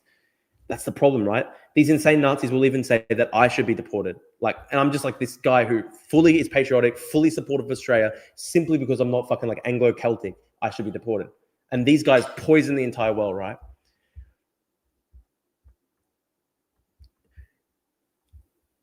Sunak is British. I think he was voted out by many domestic terrorists who support Palestine. See, Sunak is British by nationality. Obviously, by ethnicity, he's Indian. In the same way that by ethnicity, I'm Greek Cypriot. But our nationality is... My nationality is Australian. My only loyalty is to Australia. My only passport is Australian. My only citizenship is Australian. I think it's similar when it comes to Rishi Sunak in Britain. And if you look at Rishi, this is the funny thing, right? If you look at that white British revert guy who reverted to like Islamism, and he's like Dino Vidania doing those songs and stuff like that. If you look at that guy, he's arguably less culturally British than Rishi Sunak. Rishi Sunak went to, like the top British educational institutions, went to Oxford, speaks with such a refined British accent. He has the entire mentality and worldview of the British, right? Whereas like that white revert Dino Vidania guy, does he have the worldview of other British people? No, not really. Not sure if you said anything yet, but what's your opinion on my electorate of Goldstein? Tim Wilson's made a major comeback. Tim Wilson is winning there, and honestly, good on him because look, he's somebody who's very strong against anti-Semitism, and I've met with Tim Wilson before. I've talked to him a bit. He also supported me when the University of Queensland was trying to expel me because I was protesting against China. So I actually like Tim Wilson on a personal level. Good guy. Got to run off soon. What's the summary of your take on Hasty withdrawing? It's actually a mistake. It's a mistake. Like by forcing Hasty to withdraw, Liberals. I think it's almost impossible. I can't see how the Liberals are going to win at the next election. I can't see how Liberals win at the next election with someone like Suzanne Ley or Angus Taylor, just complete non-entities. Like, let's be honest, guy. No personality, no program, no ideology, just non-entities, just like empty suits. And at least Hasty has, look, Hasty's more conservative, he's more right-wing than I am because I'm more centrist person. But Hasty, you know what he believes in. He's an intellectual, committed Christian. He's pro-Western civilization. He's anti-terrorism. He's anti-CCP. He's anti-Russia. He's pro-Ukraine. At least you know what he stands for. At least you know what he thinks. And you know he's a presentable, good-looking, smart, young person. I think he would do very well as a top person in Australian politics. Probably the only person that I really respect on the other side of Australian politics on the right. I really respect Andrew Hastie and James Patterson, and I think they'll do really well. And I think by putting someone like Suzanne Ley in, it's just a disaster. They're just empty suits. I can't even tell you a single thing that Suzanne Ley believes. I don't know a single thing about her. I don't know anything about a political program. The only fact I know about her is that she spells her name Susan with two S's for some reason in the middle of the, so it's like Sussan, and it's for some cooked numerology reason because she believes in like astrology or some shit. I think she called herself, she literally legally changed her name to put two S's in there, which is so bogan and low class. She did that like for like luck or something like that. It's just fucking cringe, right? So I'm telling you, if the Liberals put Suzanne Ley in, and apparently she's the front runner, it will be a massacre at the next election as well. I don't know. That said, I mean, look, nothing's forever. Nothing's forever. I mean, there's massive problems in the Australian economy. It could collapse. If there's an economic collapse in the next 3 years, who knows, right? Who knows what will happen? But I'm just saying, if it's someone really fucking boring like Susan Ley, then I just think it's such a shame for Australia. Reminds me of Abdul Ben Brika. He was the guy who was the MCG terrorist, right? Rishi Sunak is extremely British. He studied at a private British school and institute, then a prestigious university. All his relationships and entourage with Brits. Yeah, exactly. Look, Rishi is like fully British, completely. And you compare him to say like a white British guy who's like Dino Vidanya, Islamist revert, that guy who does the songs. Really, who has more British culture? It's so obvious that it's Rishi, right? But Drew, I found it absolutely impossible to have a rational conversation with a mainstream lefty without being called racist. Look, that's my problem too. And a lot of left-wingers like hate me. They say that I'm racist. They say I'm right-wing, even though I actually believe that I'm moderate left. They still think that I'm like a fascist, blah, blah, blah, which is bullshit. So hard. It's so hard. You can't even talk about these issues. You can't talk about social cohesion. You can't talk about assimilation, all this stuff. Even though like my family literally migrated to Australia and assimilated, like you can't talk about that for some reason. A big part of it is volume, right? Like, and I've said this before, if I had grown up and every other person at my school was Greek and everybody around me spoke Greek, and I never met anybody from another culture or background, even though I was living in Australia, I would be completely different to who I am today, right? And so it's literally about volume. I think if migration is too high, it will become impossible for some new migrants to assimilate because they will be segmented off from the rest of society. And look, it's a usual thing when new migrants come to a country, they often will congregate with other people from their community. I know when the Greeks first came, they congregated with other Greeks. Same with the Italians. Same with Chinese Australians, same with Indian Australians and stuff like that. I think the problem becomes when it's volume, right? If there's too many people at too fast a pace, then it will become hard for people to become part of the wider society as well. And that's a sad thing, right? I say this in my case, right? If I had gone to a fully Greek school and everybody around with me was Greek and everybody spoke Greek and I didn't talk to anybody and I used English. I used Greek as my first language. I never spoke English except in very rare circumstances. If my entire world was Greek, I was living in Australia, but everyone around me was a Greek Australian migrant and I only spoke Greek, I would be so different. I wouldn't have a chance to assimilate into Australian society.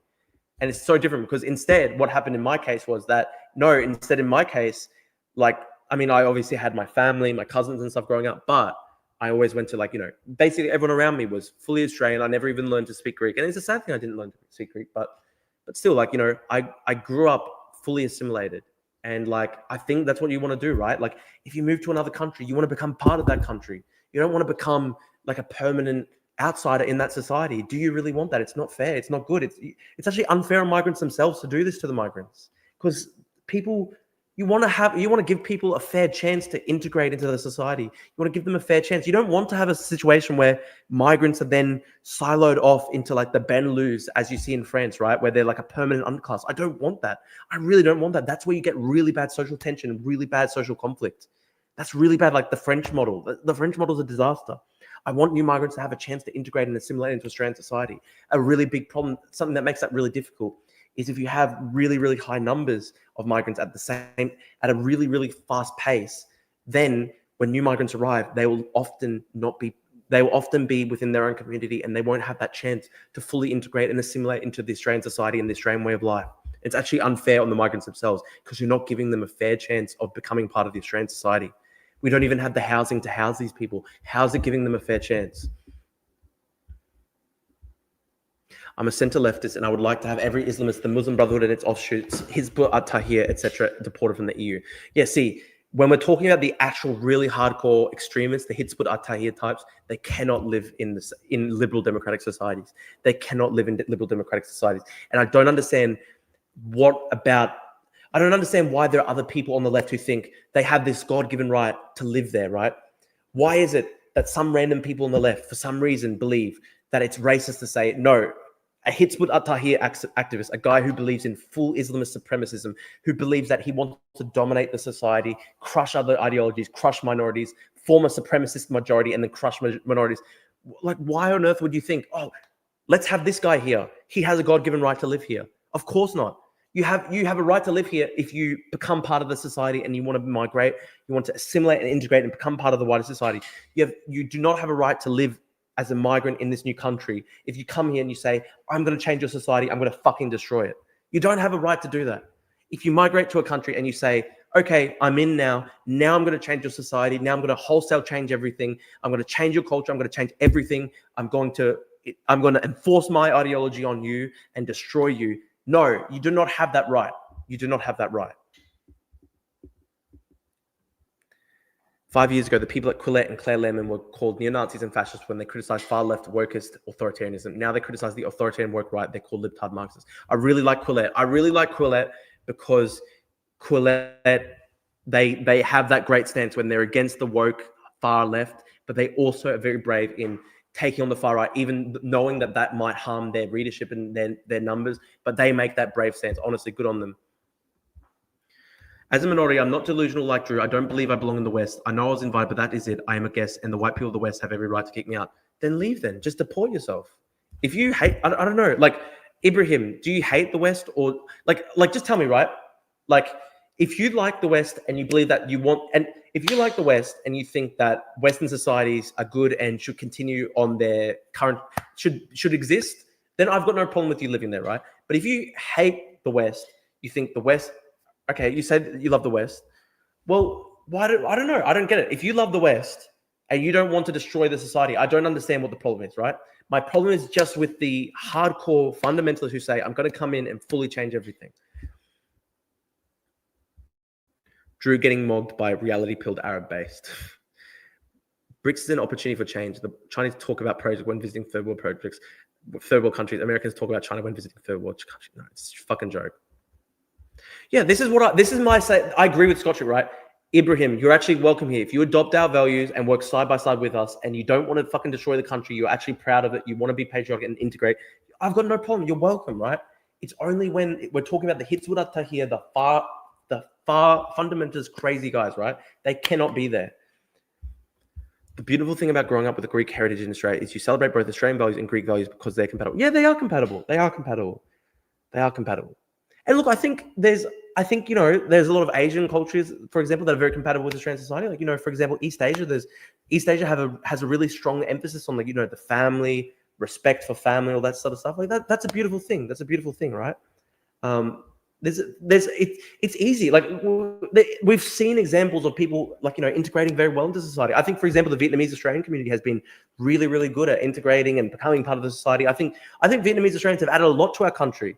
And we all love the Vietnamese Australians. Like everybody loves, the Vietnamese Australian bakeries. Everyone smiles, get a banh mi. It's fucking goated. When you go to a bakery in Australia and there's a Vietnamese lady behind the counter, and you just know it's going to be goated, right? You just know it's going to be fucking goated. So we love the Vietnamese in Australia. We love the Vietnamese Australians. That's a great example. That's a great example of a group that's beautiful contribution to Australia, assimilated in a great way. But and they're not out there doing, abolish Australia protests. They're not out there trying to burn the country to the ground. They're not out there demanding, support for Hamas and Hezbollah. How good's the food? Yeah, how good's the food when it comes to Vietnam? We fucking love the Vietnamese. Tell me what's wrong, right? We love the Vietnamese Australians. It's true. Speaking truth about the Vietnamese bakeries, I will fucking die on that hill. I think Vietnamese Australians have been great contribution to Australia. They're all anti-communist as well. I fucking love it. They're all anti-communist. They hate the CCP. They're anti-communist. They believe in like Western values and freedom. They're fucking goated. We love the Vietnamese. Like the Vietnamese refugees who came out here because they didn't want to be living under communism in Vietnam. They are fucking hardcore. They're anti-communist. They're pro-West. They believe in the values of our society. They're pro our political institutions. They're pro our individual freedoms. Like, they're great. They contribute so well. The problem is just when it comes to the hardcore fundamentalist Islamists and stuff like that.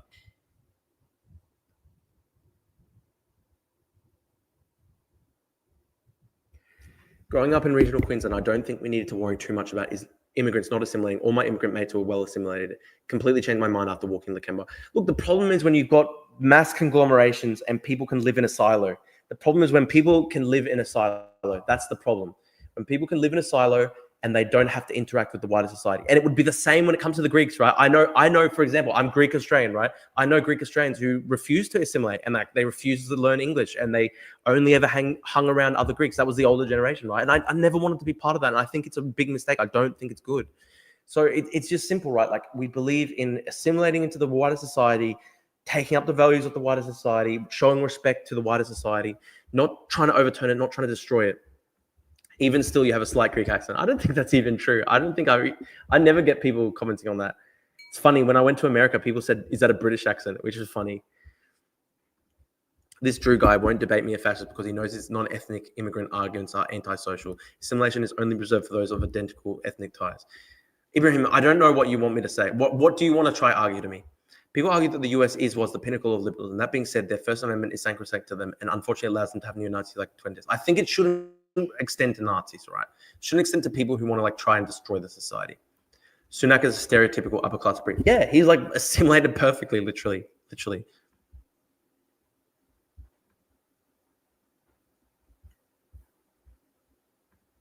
You haven't talked about Alex Hawke, a literal kingmaker from the Howard era. Hasties, meat and potatoes, real Australia, Dow, Battlestic doesn't appeal to the urban voter. Why Alex Hawke? I don't think Alex Hawke at all.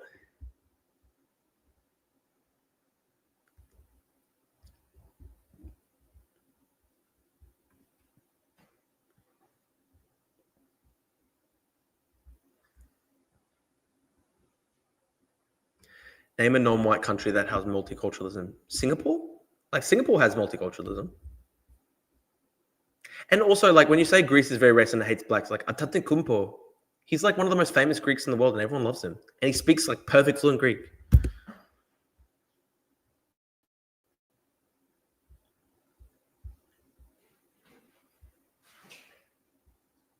Prosecute Islamist citizens of EU nations and deport Islamist non-citizens. Yeah, absolutely.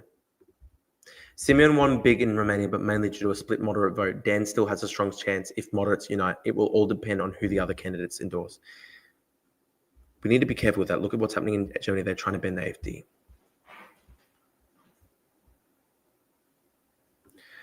Oil dropping to 50 a barrel and Trump tariffing movies. Every day is a shit show. True. Okay, sorry. I'll catch up. Let's see what the chat's saying.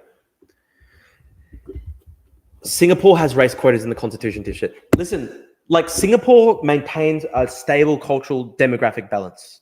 Singapore maintains a stable balance, and in the schools, they encourage children of one group to learn from the children, to learn about the cultures of the other groups. There's widespread multiculturalism in Singapore. It's very interesting. They actually do have a multicultural program in the schools where, say, a Chinese kid in Singapore will be forced to, learn about like Malay cultural stuff, Malay holidays, all that sort of stuff. And look, and I actually think that we should try and maintain stable demographic balances in Western countries, because I think it's not good to have wholesale demographic change and replacement, because then that leads to massive conflict in the society. It leads to tension. It leads to the far right coming to power. As a sensible liberal centrist, I believe you need to just keep things stable. I don't want radical revolutionary change. I don't want to give power to these people on the far right. Keep things stable. We don't want to see massive flux.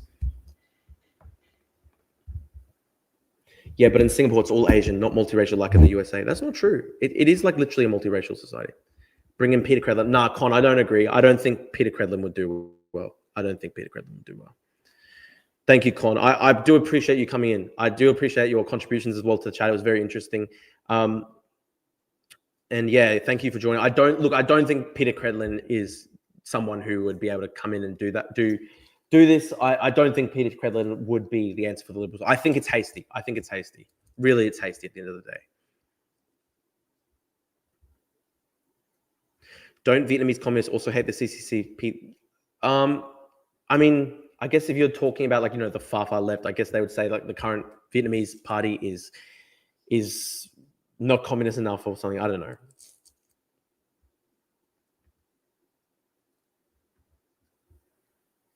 But yes, the Vietnamese, a lot of the Vietnamese can be anti-CCP, and I think that's based.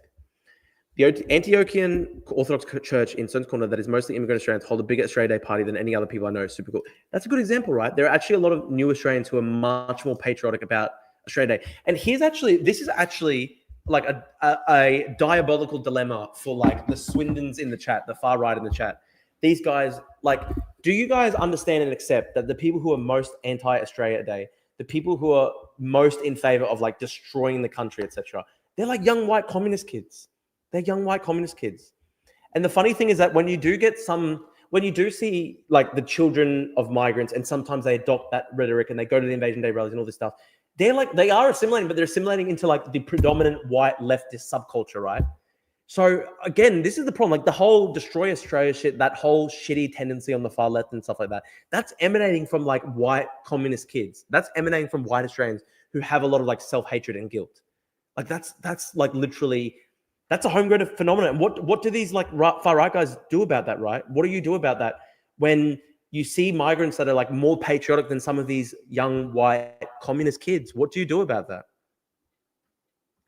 Thank you to the pro-Russia, pro-China, pro-Hamas, pro-Hezbollah, anti-West cheerleaders, champagne social. What makes it difficult for certain cultures to assimilate into Australia? I think it's probably just a matter of, the amount of people migrating and the speed. And it's just a fun, like if it's smaller numbers and they're settling into a wider community, they will be absorbed into the wider community. I think the problem is when we're talking about sectarian blocks forming. We don't want to see sectarian blocks forming. Drew, do you focus on Islamic extremists to the exclusion of Christian hate preachers and creeping Christo-fascism in the West? I'm against Christian fundamentalism. And if you've seen me, I've criticized the Trump burger Christianity all the time, right? But that is ultimately a homegrown problem. Whereas Islamic extremism didn't exist in the West 30 years ago. Didn't really exist in the West 30 years ago as a homegrown domestic problem. Yeah, I got a bunch of Vietnamese classmates in my college class. They're indistinguishable from any other Canadian. Yeah, exactly. They actually are great. They're great. Why is assimilation so important? Shouldn't integration be the goal? I just see it really as interchangeable, right? It seems so obvious, crazy that assimilation seems like such an extreme word to use. I don't know. What's the difference for TI? What's the difference between assimilation and integration? Because I'm sort of using them as interchangeable concepts. I just see it as like becoming part of the wider society in a way that, like part of the wider society, patriotic, upholds the values of the wider society, not trying to enforce it. Drew, huge opportunity for your career right now to unite the right, pull them close to the center and negotiate with the major parties. We all want the future that ALP and LNP are not providing. Mate, this is the problem though. I'm not a rightist, and the rightists would never accept me because I come from a leftist sort of background. I come from a sort of center-left background. I don't think that's like I don't think that's possible. I just don't think I don't think it's compatible with my values, and I don't think it's actually possible even in real life, right? Greeks preserve their culture. Do you see British people speaking Greek in Athens? What's your problem? I don't know what this guy wants me to say. Religious nationalism of any stripe is wrong anymore. Yeah, I'm against it, right? Hit the like button to help Drew's career. Well said. Well said. Hit the like button, guys. The most famous Japanese tennis player is Afro-Japanese Naomi Osaka. She's more American than Japanese, though, isn't she? Con, if cultures are put into regions where they are allowed to conglomerate, it slows assimilation because they will have a high preference for recognition of group identity. Ben the AFD there against the first article of the Constitution. I'm just reading through the comments, guys. When you think Singapore is even a country, you show your stupidity. Idris, you're retarded. Everyone knows that Singapore is a recognized international nation state.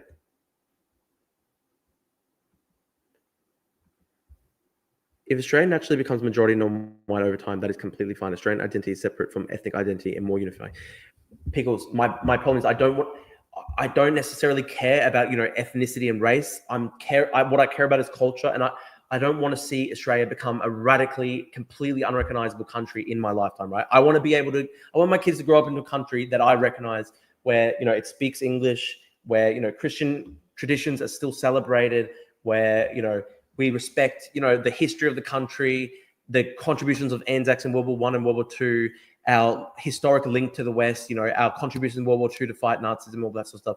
Like, I don't want the culture. That's what I'm worried about. I don't want the culture to be eradicated. I don't necessarily care about, I'm not talking about ethnicity here. I'm not talking about race. I'm talking about culture, if you understand what I'm saying.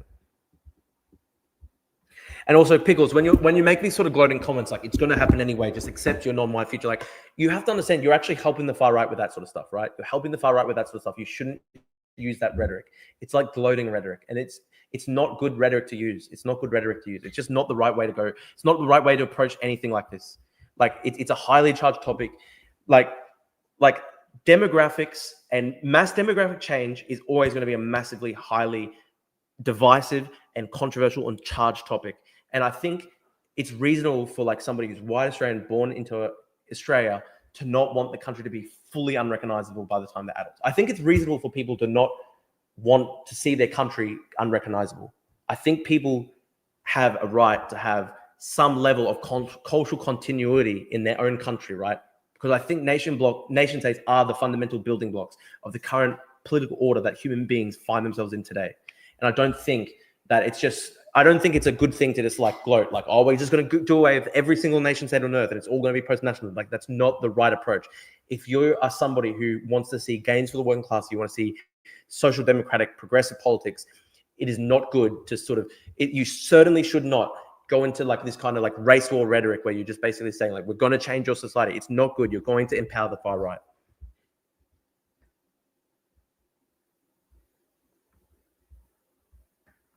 I would say some of the far right probably also want to destroy Australia and build something completely different in their image. And I agree. That's why I'm against like the Nazis, right? Like, these guys need to be banned because they also want to destroy Australia. Drew, show your support for the Walk for Israel rally in Canada. I haven't seen that, Yusuf. I haven't seen that, but tell me more. I'm an American sock dem lefty pro-democracy guy, pro-LGBT, pro-acceptance, anti-Semitism, anti-Islamophobic, but anti-Islamist. Yeah, fair enough. Like, I agree with most of that, right? Australian culture is fundamentally Anglo-Celtic white culture. Australia must continue to look. I don't think, again, this is where I come to the other side. I don't think that it's acceptable to be like, we are going to have a white supremacist society forever. I don't think it's good to just talk. We shouldn't have. I don't want society to devolve into fucking race war shit. I don't want society to devolve into race war shit. Whether it's anti-white or pro-white shit, I don't want society fully divided up into tribes. I want people to be able to be judged on individuals. I want people to be able to be judged as individuals. American here, love to see a moratorium on immigration, deport the more criminal elements, and then have an Americanization program similar to what we had in the early 20th century for immigrants. This is what Robert Fried says.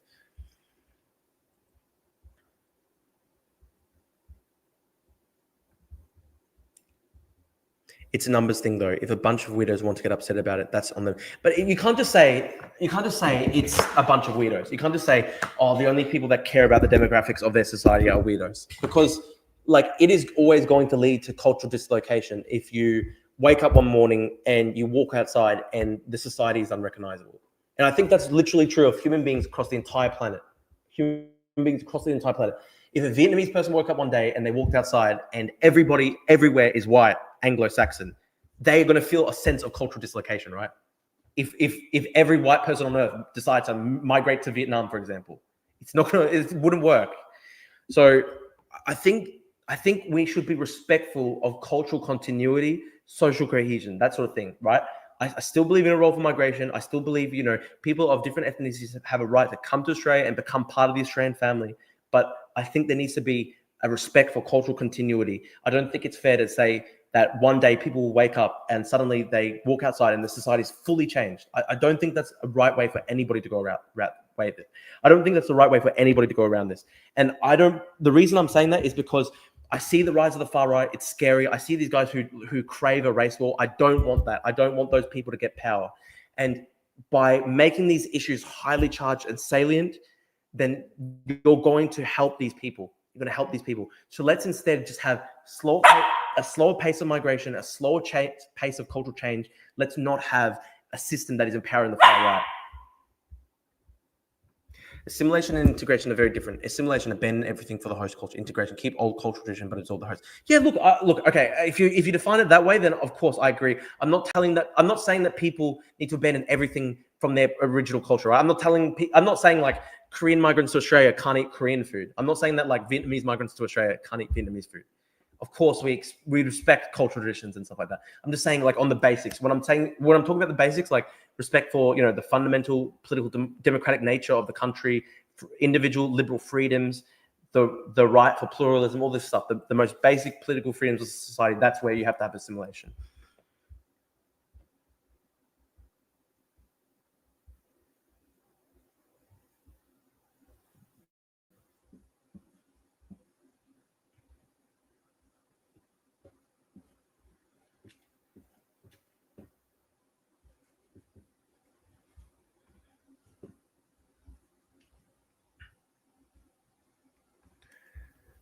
Drew wants white people to be replaced just slowly.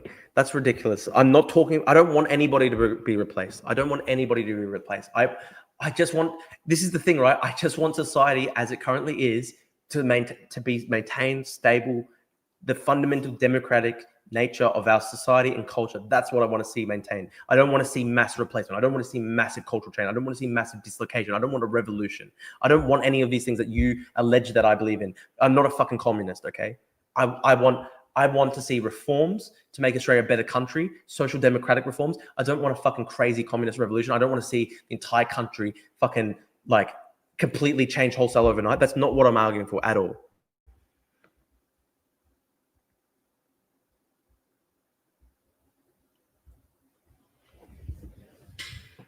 Sorry, I'm getting the doggy. Come on, doggy. I'm reading through the chats, guys. There's quite a few chats that I've got to get through.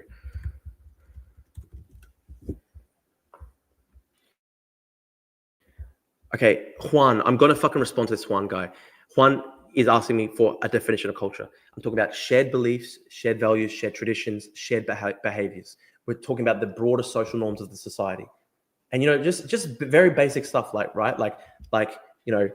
decency in public decency, respecting, public transport, respecting the laws, avoiding crime, like just very basic stuff, respect and reverence for the history of the country that you've migrated to. For example, like our Anzac legacy, our cultural traditions like Christmas and Easter and stuff like that. Even if you're not Christian, it's a part of our culture. This is what I'm talking about, right? The most racist people I run into are actually the pro-Palestine crowd who co-opted the horrible things happening in Gaza to push their anti-West, anti-liberal tanky shit. Look at Macklemore. Yeah, that's true. I actually fully factually agree with that. It's crazy how minorities like Drew think they're culturally and politically equal to a true Australian. It's honestly laughable. Fuck off, Ibrahim. I'm literally completely Australian. Like, if I went to Cyprus and lived there, I wouldn't be able to fit in because I don't speak Greek. I've never been raised in that full Greek setting, right? I'm fully Australian in culture and my identity. I fully identify as Australian. When I wake up in the morning, I think like every other Australian. I'm literally fully Australian. The number one issue in politics is lack of nuance. It's not immigration, yes, or immigration, no. Every issue is a scale. We need to decide exactly where the shade of grey we wish to treat. Yeah, I agree. It's a scale. Drew hates my ancestors that built Australia. I don't hate your ancestors that built Australia. I love the fact that Australia exists. The problem is that is when these weirdos start taking action. That's when atrocities happen. Hitler was elected because he was able to leverage the hatred of Jewish people. What does the so-called far right do? What is a scientifically falsifiable definition of culture? It isn't hard. This is retarded. We're talking about culture. We're talking about human beings here. You can't reduce everything to a fucking cringe like scientist. Like, you know, this is just stupid. This is stupid scientism. Scientifically falsifiable definition of culture. That's fucking retarded. Drew, but this process is still cultural change, but in a managed way. This also doesn't overcome the predominant issues of community nepotism and cultural differences. Okay, I'll give you an example, right? I'm Greek Australian. If I was in a job and I was hiring someone, I wouldn't favor a Greek Australian over another Australian. I wouldn't have an in-group preference, right? Because my in-group preference is I'm an Australian, I see myself as an Australian rather than a Greek. I see myself as part of the nation, the whole, rather than a subset, a tribe. That's a good example of assimilation, I think. That's what I'm talking about. I'm happy for, you know, migration to Australia, all this stuff to happen, but they have to see themselves as Australian rather than as belonging to a subset of the community, as belonging to a tribe. They have to see themselves as Australian first rather than like part of a tribe, rather than Chinese, rather than Islamist, rather than Russian. You know, they have to see themselves as Australian first, their loyalty to Australia first. And, you know, that's a really good example, right? Really good example is if they were in a hiring position, would they hire, you know, their in-group first, or would they hire an Australian? Would they have a fair process? That's, I think, a very good metric I think, for assimilation and integration. You have to have your first loyalty to the nation as a whole rather than your subset, your tribe. And I'm against tribalism. I'm against blood and soil tribalism. I'm against people, you know, I'm against particularism in that sense. I believe in the unifying whole. And so, yeah, I can actually fully say, if I was in a job, I would not be nepotistic towards Greek Australians. I would not be nepotistic to Cypriot Australians, right? I would literally just hire on merit fully. And that's a measure of the fact that my loyalty is to Australia rather than a tribe within Australia, which is like Greek Australians, right? That, I think, is the fundamental. The fundamental is you have to adopt basically the non-tribalistic mindset of weird Western educator, upper income developed nations, right? That weird psychology thing. I honestly think the marker of like assimilation is, have you adopted that sort of like weird psychology where basically your loyalty is to the overall nation rather than the subset, the tribe that you were part of? Will you favor like merit? Will you hire based on merit? Will you favor other people in society based on merit, or will you persist in sort of like cringe tribalism? And where we have cringe tribalism, that is a disaster for our society, and that's where multiculturalism is not working. No. My dog's very chewy right now.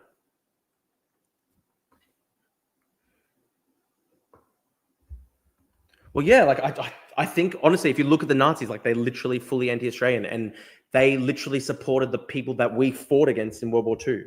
So I like, you know, my great-grandfather fought for Greece alongside the Anzacs. He literally fought alongside Anzacs in Greece, was captured by the Nazis as a prisoner of war. And like in that way, I'm like literally more part of like the sort of Australian story than these Nazis who are like literally pro the fucking people who wanted to invade Australia in World War II. Fuck, Bell. Ouchie. That's great as an ideal, but impossible in practice. But if it's impossible in practice, why does someone like me exist?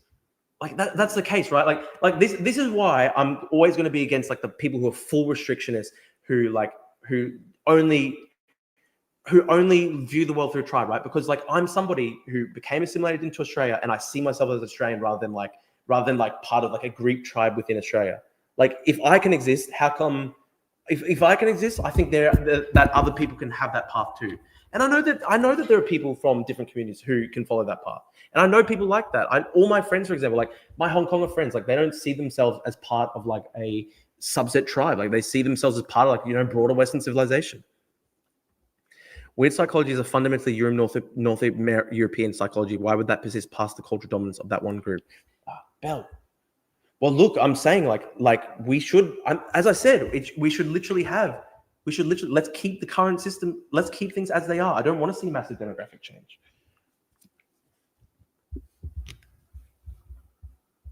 I'm just trying to read through all the comments, guys.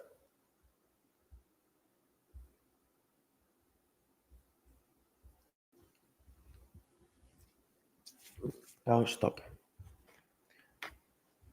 The rise of the far right in Europe and Australia is perhaps the result of lax immigration policies, considering how much complaints on lacking of vetting of the immigrants are. Yeah, I agree. And I think, honestly, we can defang the far right by just going back to where things were, where you don't have massive cultural dislocation from massive infinity migration. What if it goes the other way? If AI allows us to hook our brains into the digital cloud, connect our optic nerves to satellites, and view the planet from space, could that result in post-national?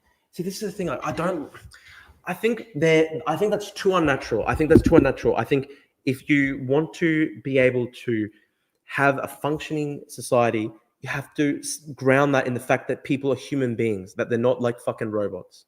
And I don't like the idea of like fully transitioning towards robots, losing the romance, losing all the things that make human beings what they are. Why are there so many ethno-nats in chat? What is this community you're fostering? How am I fostering this community, dude? Half the fucking ethno-nats hate me and say I should be fucking deported. Sorry, I'm not fostering them. Like literally half the fucking ethno-nats in the chat literally think I should be deported because I'm not like fucking white enough. So how am I the one fostering this community?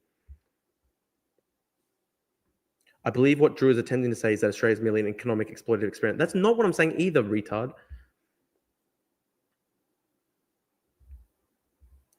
Drew is not anti-white. Yeah, how could I be anti-white? I'm fucking not anti-white. It's stupid. Islamists in Germany should be deported to the Taliban in Afghanistan. Well said, Yusuf. See, okay, here's a good example, right? Yusuf is a Muslim guy living in Canada, and he's fully anti-Islamist, and he supports Western democracy and Western civilization. Yusuf is the example of somebody that we want, somebody that I can ally with myself with, who I'm friends with, right? A good person. I don't care that they were born from a different sort of perspective, different culture from me. They've actually become part of the same culture where he's pro-West. He's part of our shared Western culture. The singularity is something I'm interested in, but you seem to avoid. Is it just not something you care about?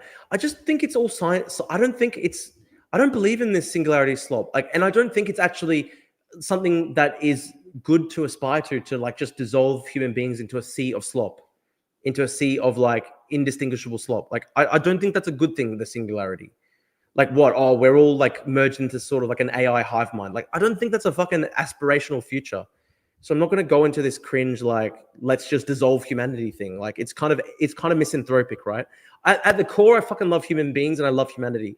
And I love cultures and I love learning about other cultures. I love traveling the world. I love reading about all this stuff. I love also just meeting people from different cultures in my country of Australia, right? As long as we agree on the fundamentals that we believe in a peaceful, democratic, harmonious society where we don't define ourselves based on blood and tribe. We define ourselves based on a shared, coherent set of values and beliefs.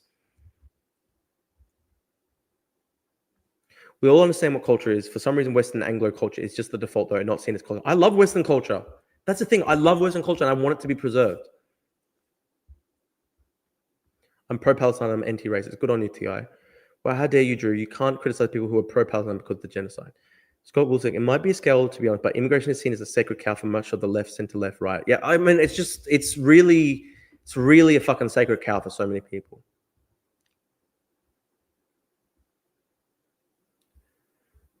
The vast majority of Australians want immigration to be manageable and support integration. Both left and right are too scared to enforce it because they're scared of being called racist. I actually agree with you on that, Scottrick. That. White immigrants built your country. The immigrants who came after your white ancestors, such as Italians, Greek, Lebanese, continue building the country in a second phase. Like, what do you want me to say, Idris? Obviously, the history of Australia, like, obviously, modern Australia, as it was settled primarily by Anglo-Celtic people. Over time, that expanded out to Europeans, and then over time, that expanded out to people who are not European. And there is now a widespread consensus in the society that we shouldn't just define ourselves based on only blood and tribe of Anglo-Celtic. We should define ourselves based on a shared, cohesive set of commitments to the overall values of our society, which is Western culture, democracy, etc. And I think people can become part of that if they wholly commit to it. Ask not what your country can do for you, ask what you can do for your country. A scientific falsifiable definition of culture is genetic difference, physical. That's retarded. You're talking about ethnicity, retard. I don't think that culture is fully defined by ethnicity. Because if that was the case, why do I exist, right? Because if I was fully Greek, I would be speaking Greek and I'd be living in Cyprus. But instead, I am fully Westernized.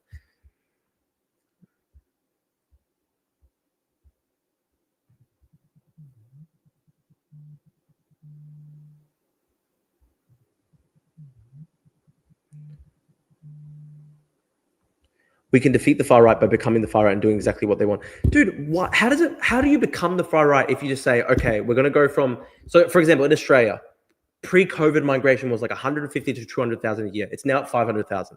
How is it becoming the far right to just go back to the migration that we had 5 years ago? Like, come on, man. That's not far right. That's fucking stupid. China is fascist in the way it's Han supremacist. Yeah, it's a Han supremacist culture. And I don't like that. I don't like any culture that's fully supremacist, right?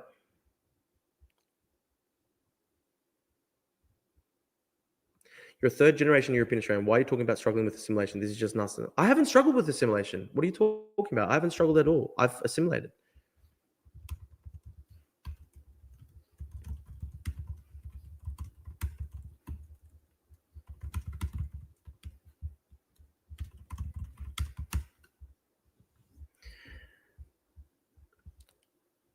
Drew, rip the band-aid, step into reality and experience life as God intended. You are not Anglo-Celtic and therefore not Australian. It's okay. You are welcome, Ghost, which is honorable. That's retarded, man. Oh, you live in the US. Okay. I just have been concerned for Canada ever since October 7th. Fair enough, Yosef. I thought you were Canadian. Sorry.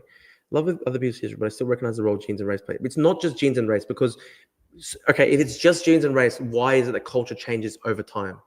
Why is it that culture changes over time? Because the societies that we see in the West, like unrecognized, like what we saw in, like, for example, England in like 1100 AD, right? It was slop. It's just a shit society. And yet over time it developed into something that's recognizable and modern and beautiful. So I don't think it's just genes and race.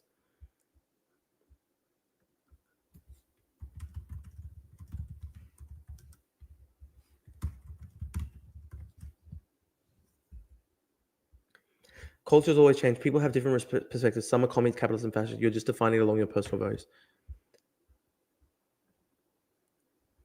Ethnicity and race are the same. This is why in discussion about immigration, we need to first talk about culture. We can reduce immigration by highlighting cultural incompatibilities. Define Japanese culture. Why do immigrants have to assimilate into liberal value to be deemed as Australian, while native Australians can have whatever view they want and be deemed part of it? I mean, I don't want native Australians to have neo-Nazi views, but if there's somebody who's native Australian and then they're a neo-Nazi, that's a homegrown problem. Whereas if somebody moves to the country and then they decide, I'm going to fucking change the country and make it an Islamist supremacist state, that's an imported problem, see? It's not homegrown, is it?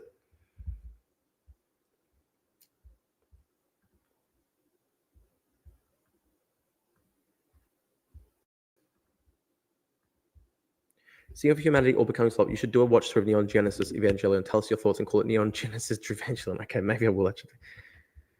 You said you could defang the far right by tackling issues they talk about. How is that not adopting their position? Because I'm talking about decreasing migration to a moderate level rather than having infinity migration. That's not far right. I'm saying let's go back to where we were 5 to 10 years ago rather than... Because otherwise you're going to have the far right come to power and then they're going to argue for fucking psycho shit, okay?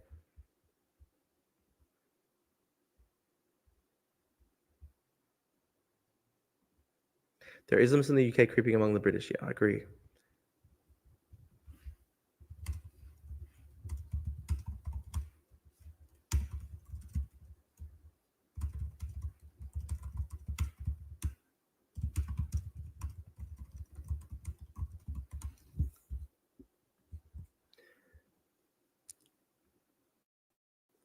Great point. Drew. Can I email you my plan to close the gap? Sure, man. Just email me. I think my email is in my link in the bio.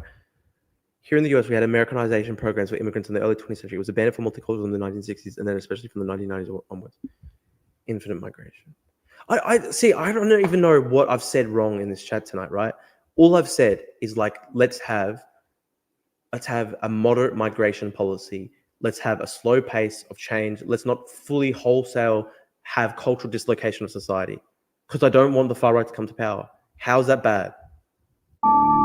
Should we finally watch this video, right? Because I've been wanting to watch it for so long, but we got into it was a good and long discussion. It was a good productive discussion, but let's watch this, right? Because it's a leftist critique of the idea that Britain has too much migration. Let's watch what they're saying.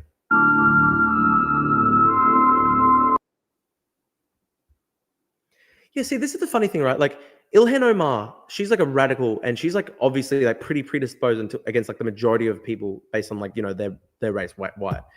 I'm not like that at all. So I don't know why there's fucking idiots in the chat going Drew's anti-white just because I don't think like just because I'm not a supporter of a full wholesale white ethno state.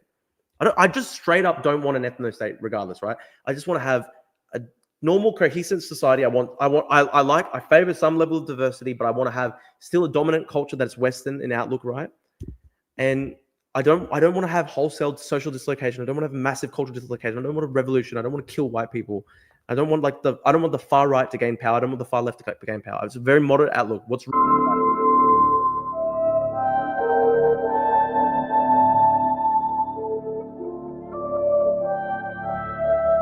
Thanks for watching, Scottrick. It was very interesting. I'm interested in your thoughts. And you're suggesting thoughts for my future. Email me. I'm interested in hearing what you have to say.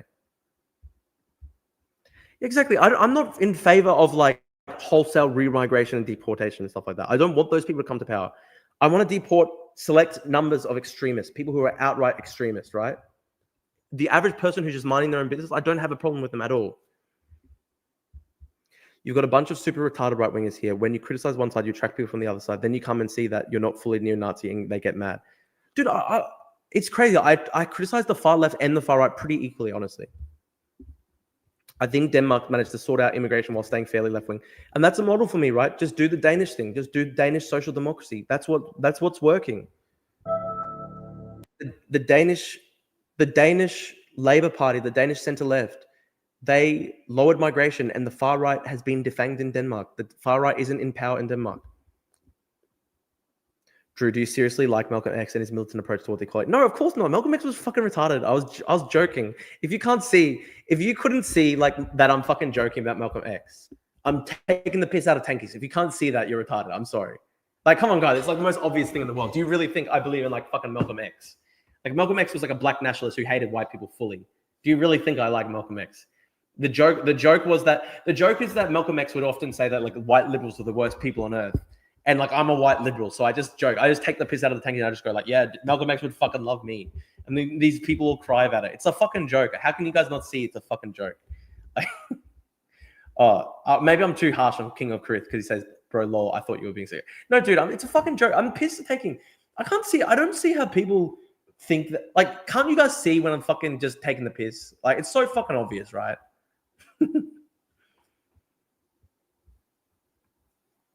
Ibrahim, no one needs you to be white or feel lesser. All native population want is that their laws and culture are respected, and for people not to be crazy anti-white or anti-Christian. Yeah, Miha, that's well said. That's well said, right? That's well said. I like migrants. I like diversity. I just want people to not be crazy, anti-Western lunatics who want to destroy our society. Well, I came from Twitter, so no context here. I'm sorry. I was too harsh to you, King of Corinth. I'm sorry.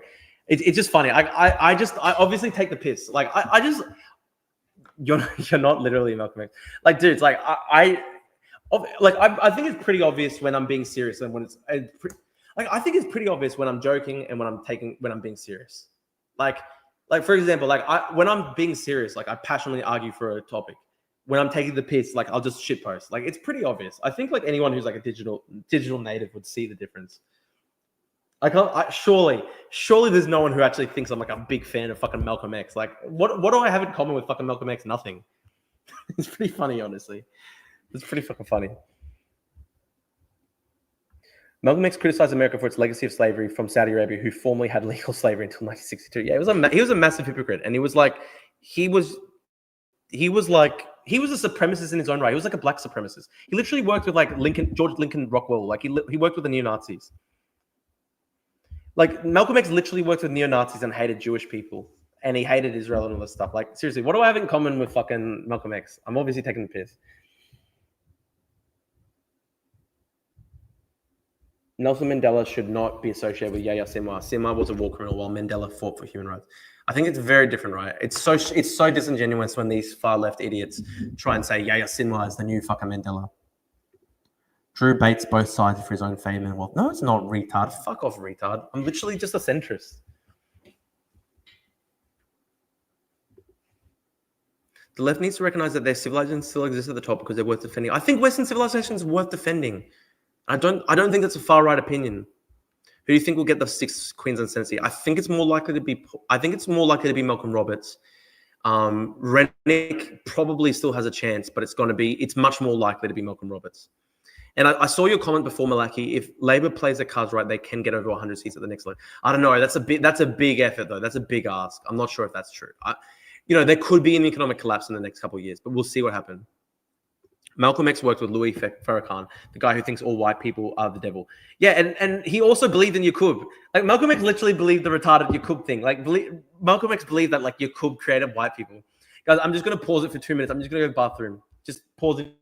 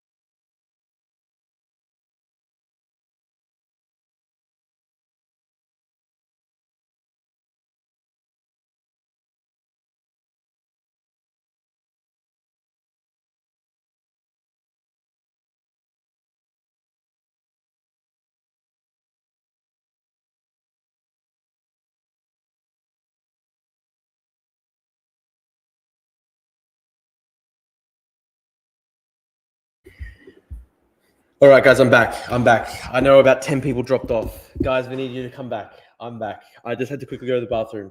I'm sorry, I wasn't going to do the Hassan thing with an empty chair. I just turned off the camera for 1 minute. Okay, let's go back. What were the comments? Yaqub. Yeah, that's a funny thing. Malcolm X literally believed in Yaqub. That was the whole Nation of Islam thing. Like, they literally believe like Yaqub created white people in a fucking lab. And that's what Malcolm X believed in. Do you think I fucking support Malcolm X and Yaqub? Yaqubian thought.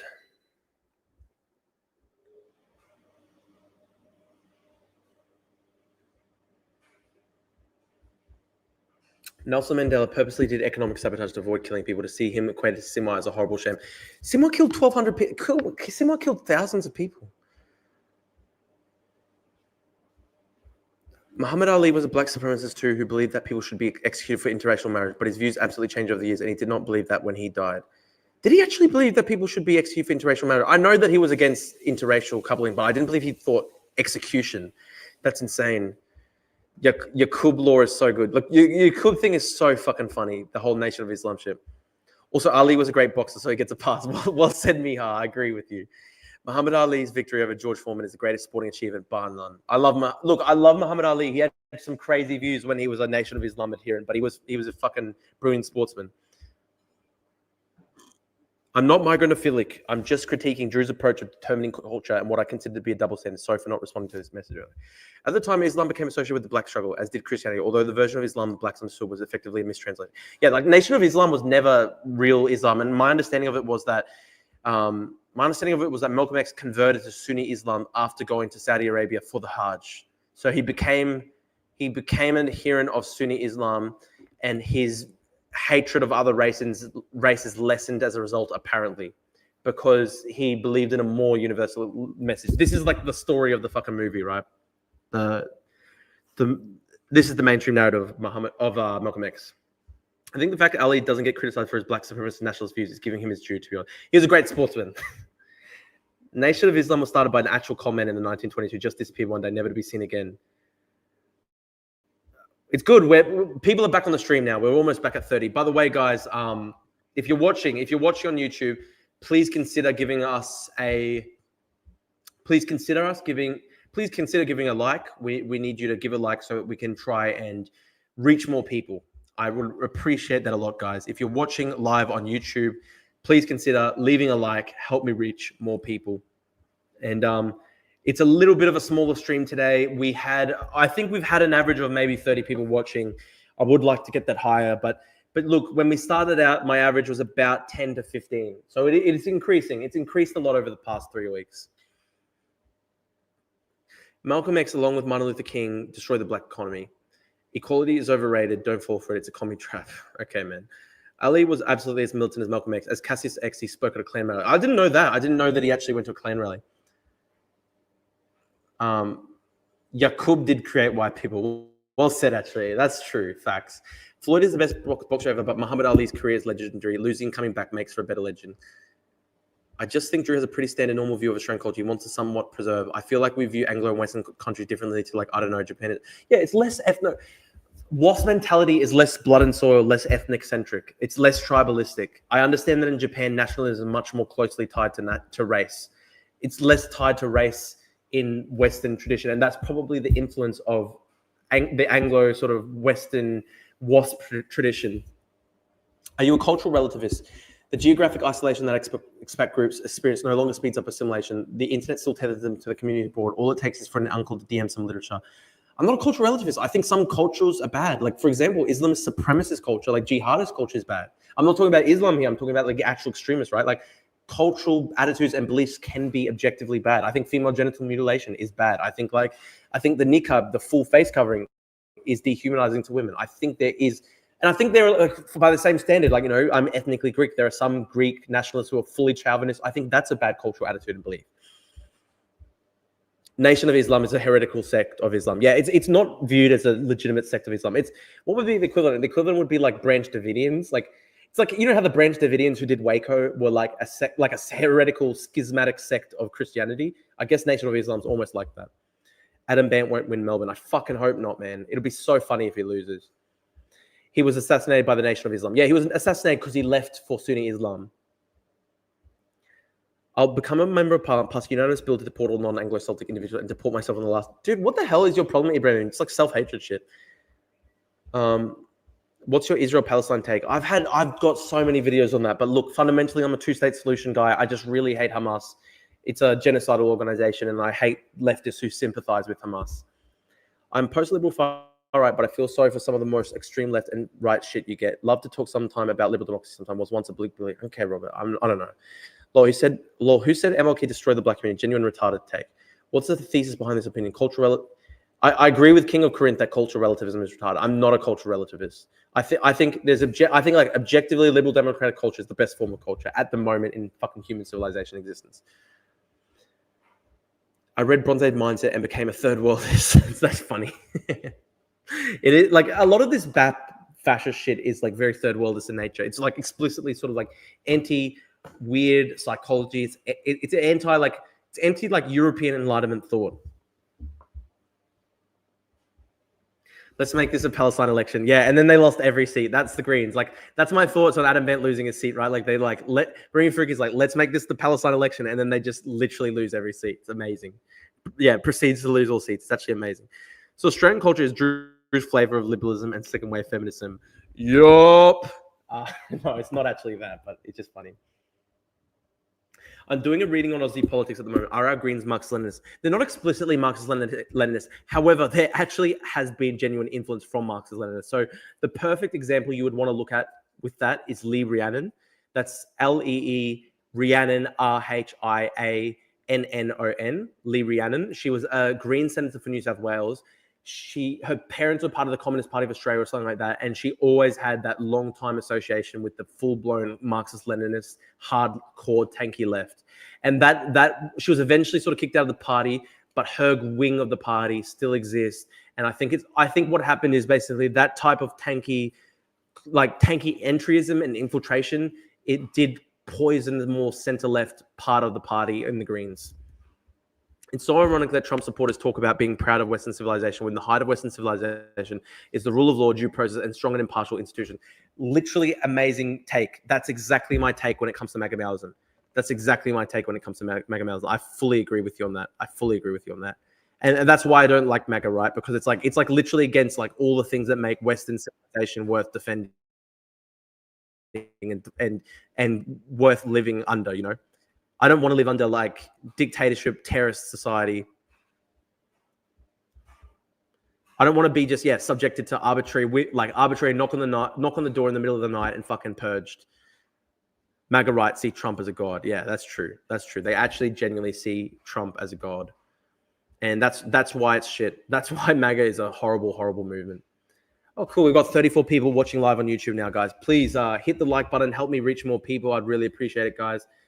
I see myself as center-right and hate it a lot. Trump is a gangster who used the MAGA Christian thing as a gift. Yeah, grift. Yeah, absolutely. Guys, should we finally watch this leftist critique of the UK thing? Let's watch a little bit. Well, hello again there, folks. So I wanted to have a bit of a sort of general ramble and meandering talk about a few things, but mainly the kind of the idea of the UK as being this dystopian thing, this new aesthetic, which is catching on. You know, people are talking about it. I saw Sargon. UK being YOOKA, and they're kind of talking about like third worldification in Britain, and like it's interesting. This guy's critiquing it, and I've actually been writing about this for quite some time. Yeah, unfortunately, Friendly Geordie's foreign policy is tanky-esque. I don't even know why. I don't know how that happened.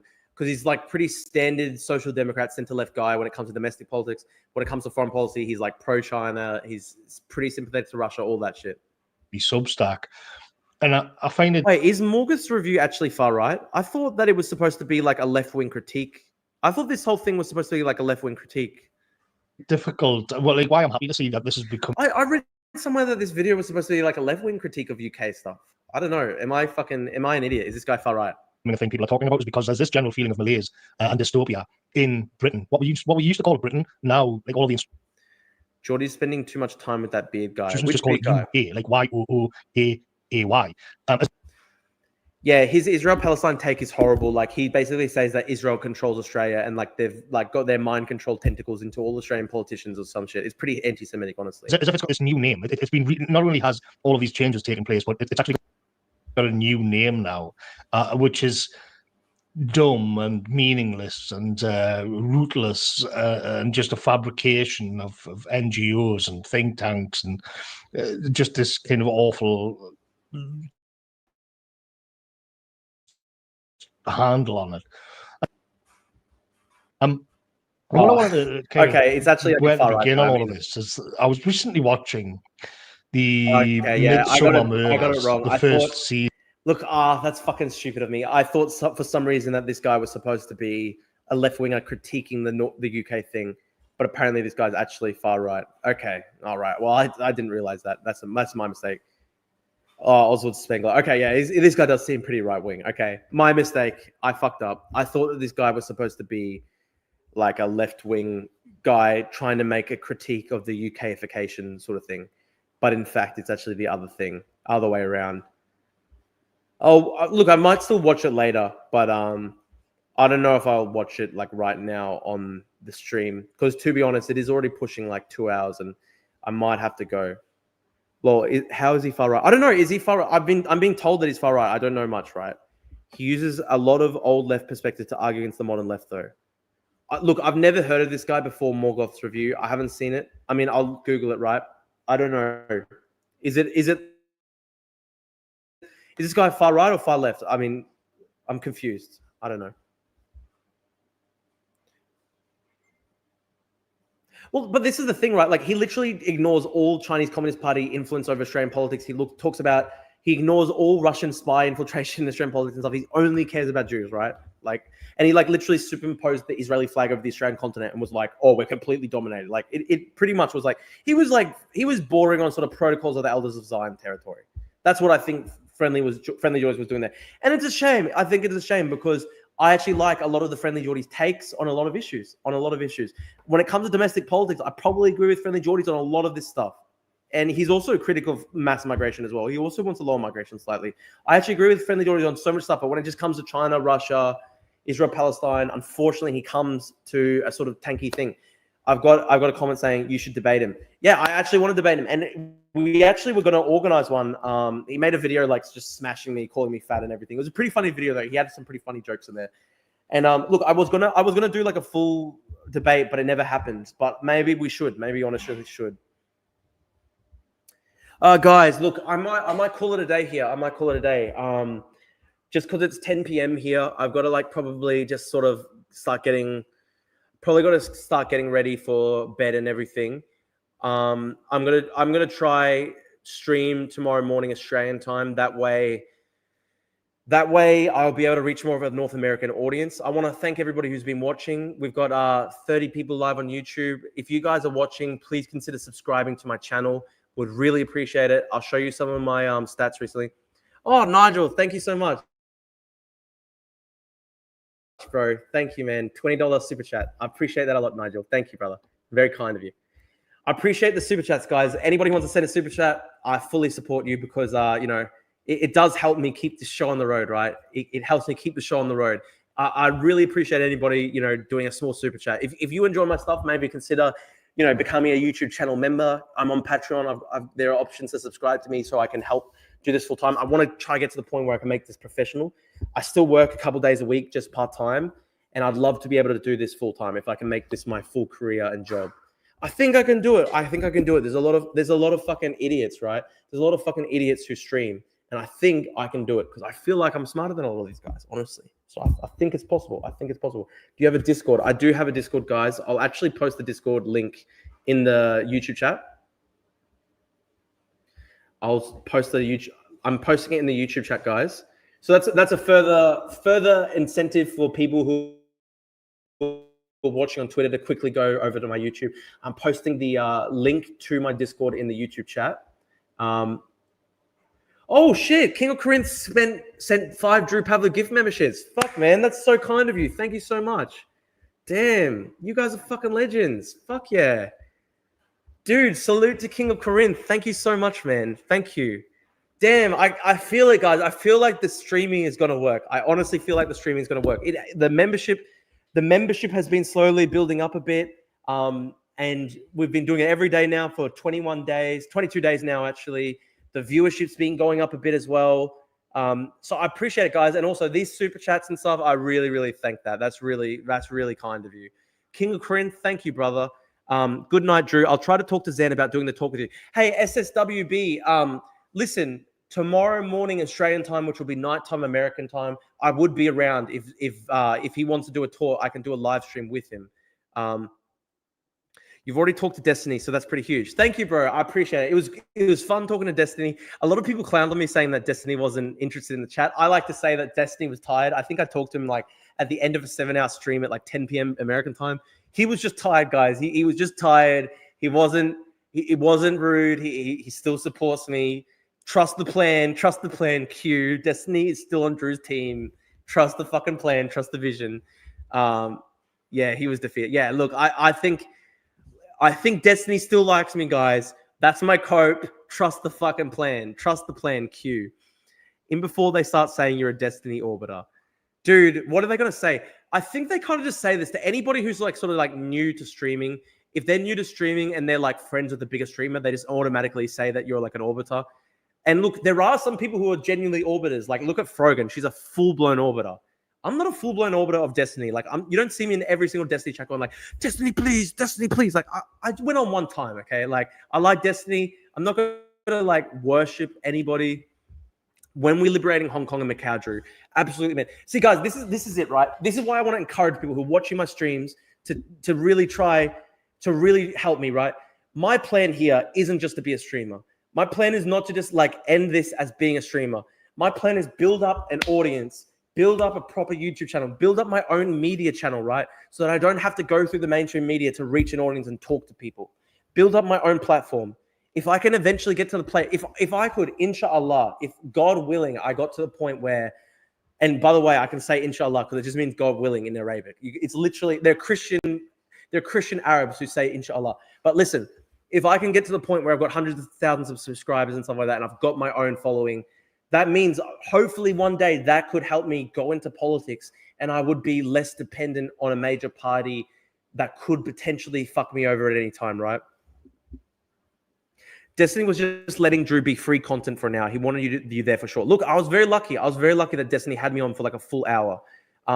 Destiny had me on for a full hour, really helped me. And look, this is the funny thing, right? Like he gets like 10,000 people watching him. And like, I feel like a lot of the people who watch Destiny, we've got pretty similar views. So I think I can eventually crack it, right? So what I want to say to people watching, right? This is not just Drew wanting to be a streamer.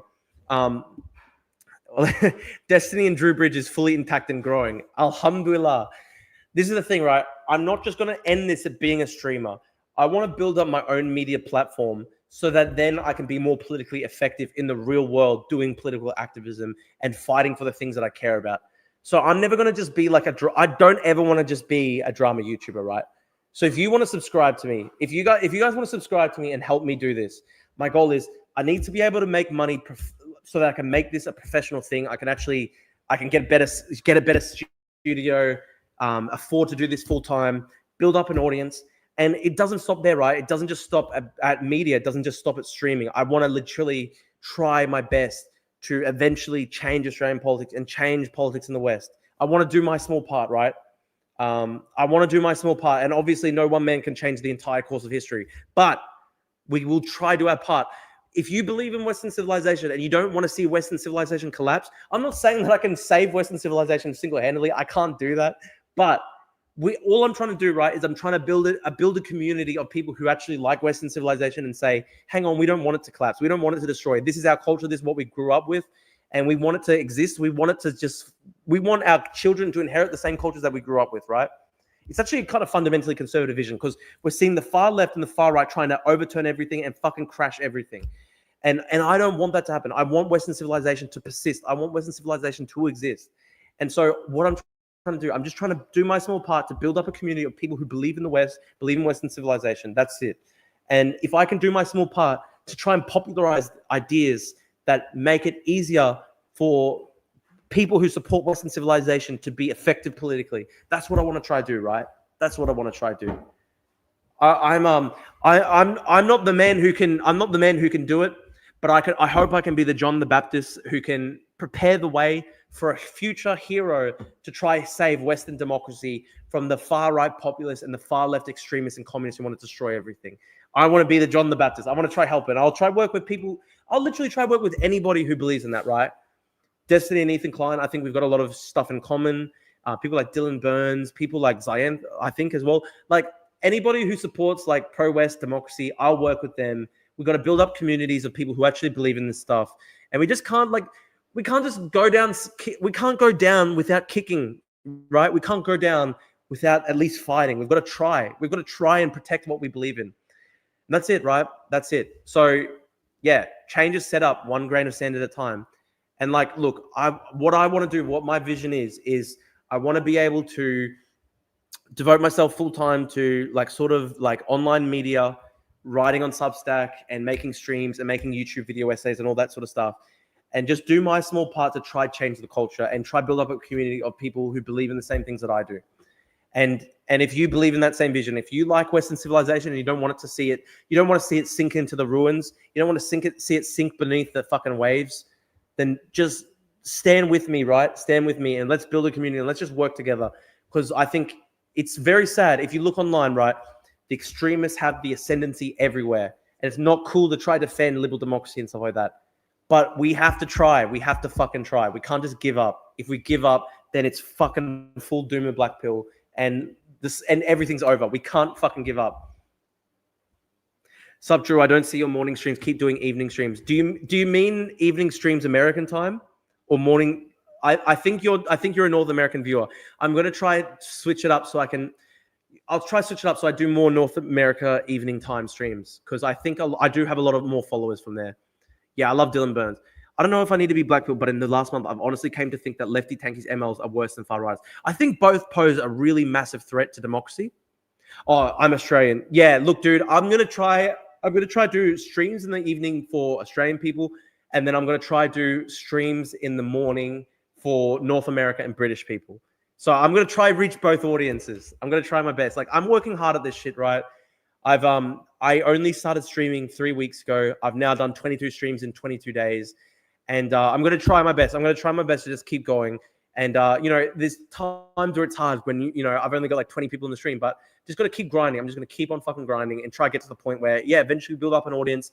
And it'd be such a great dream if I can eventually do this full time.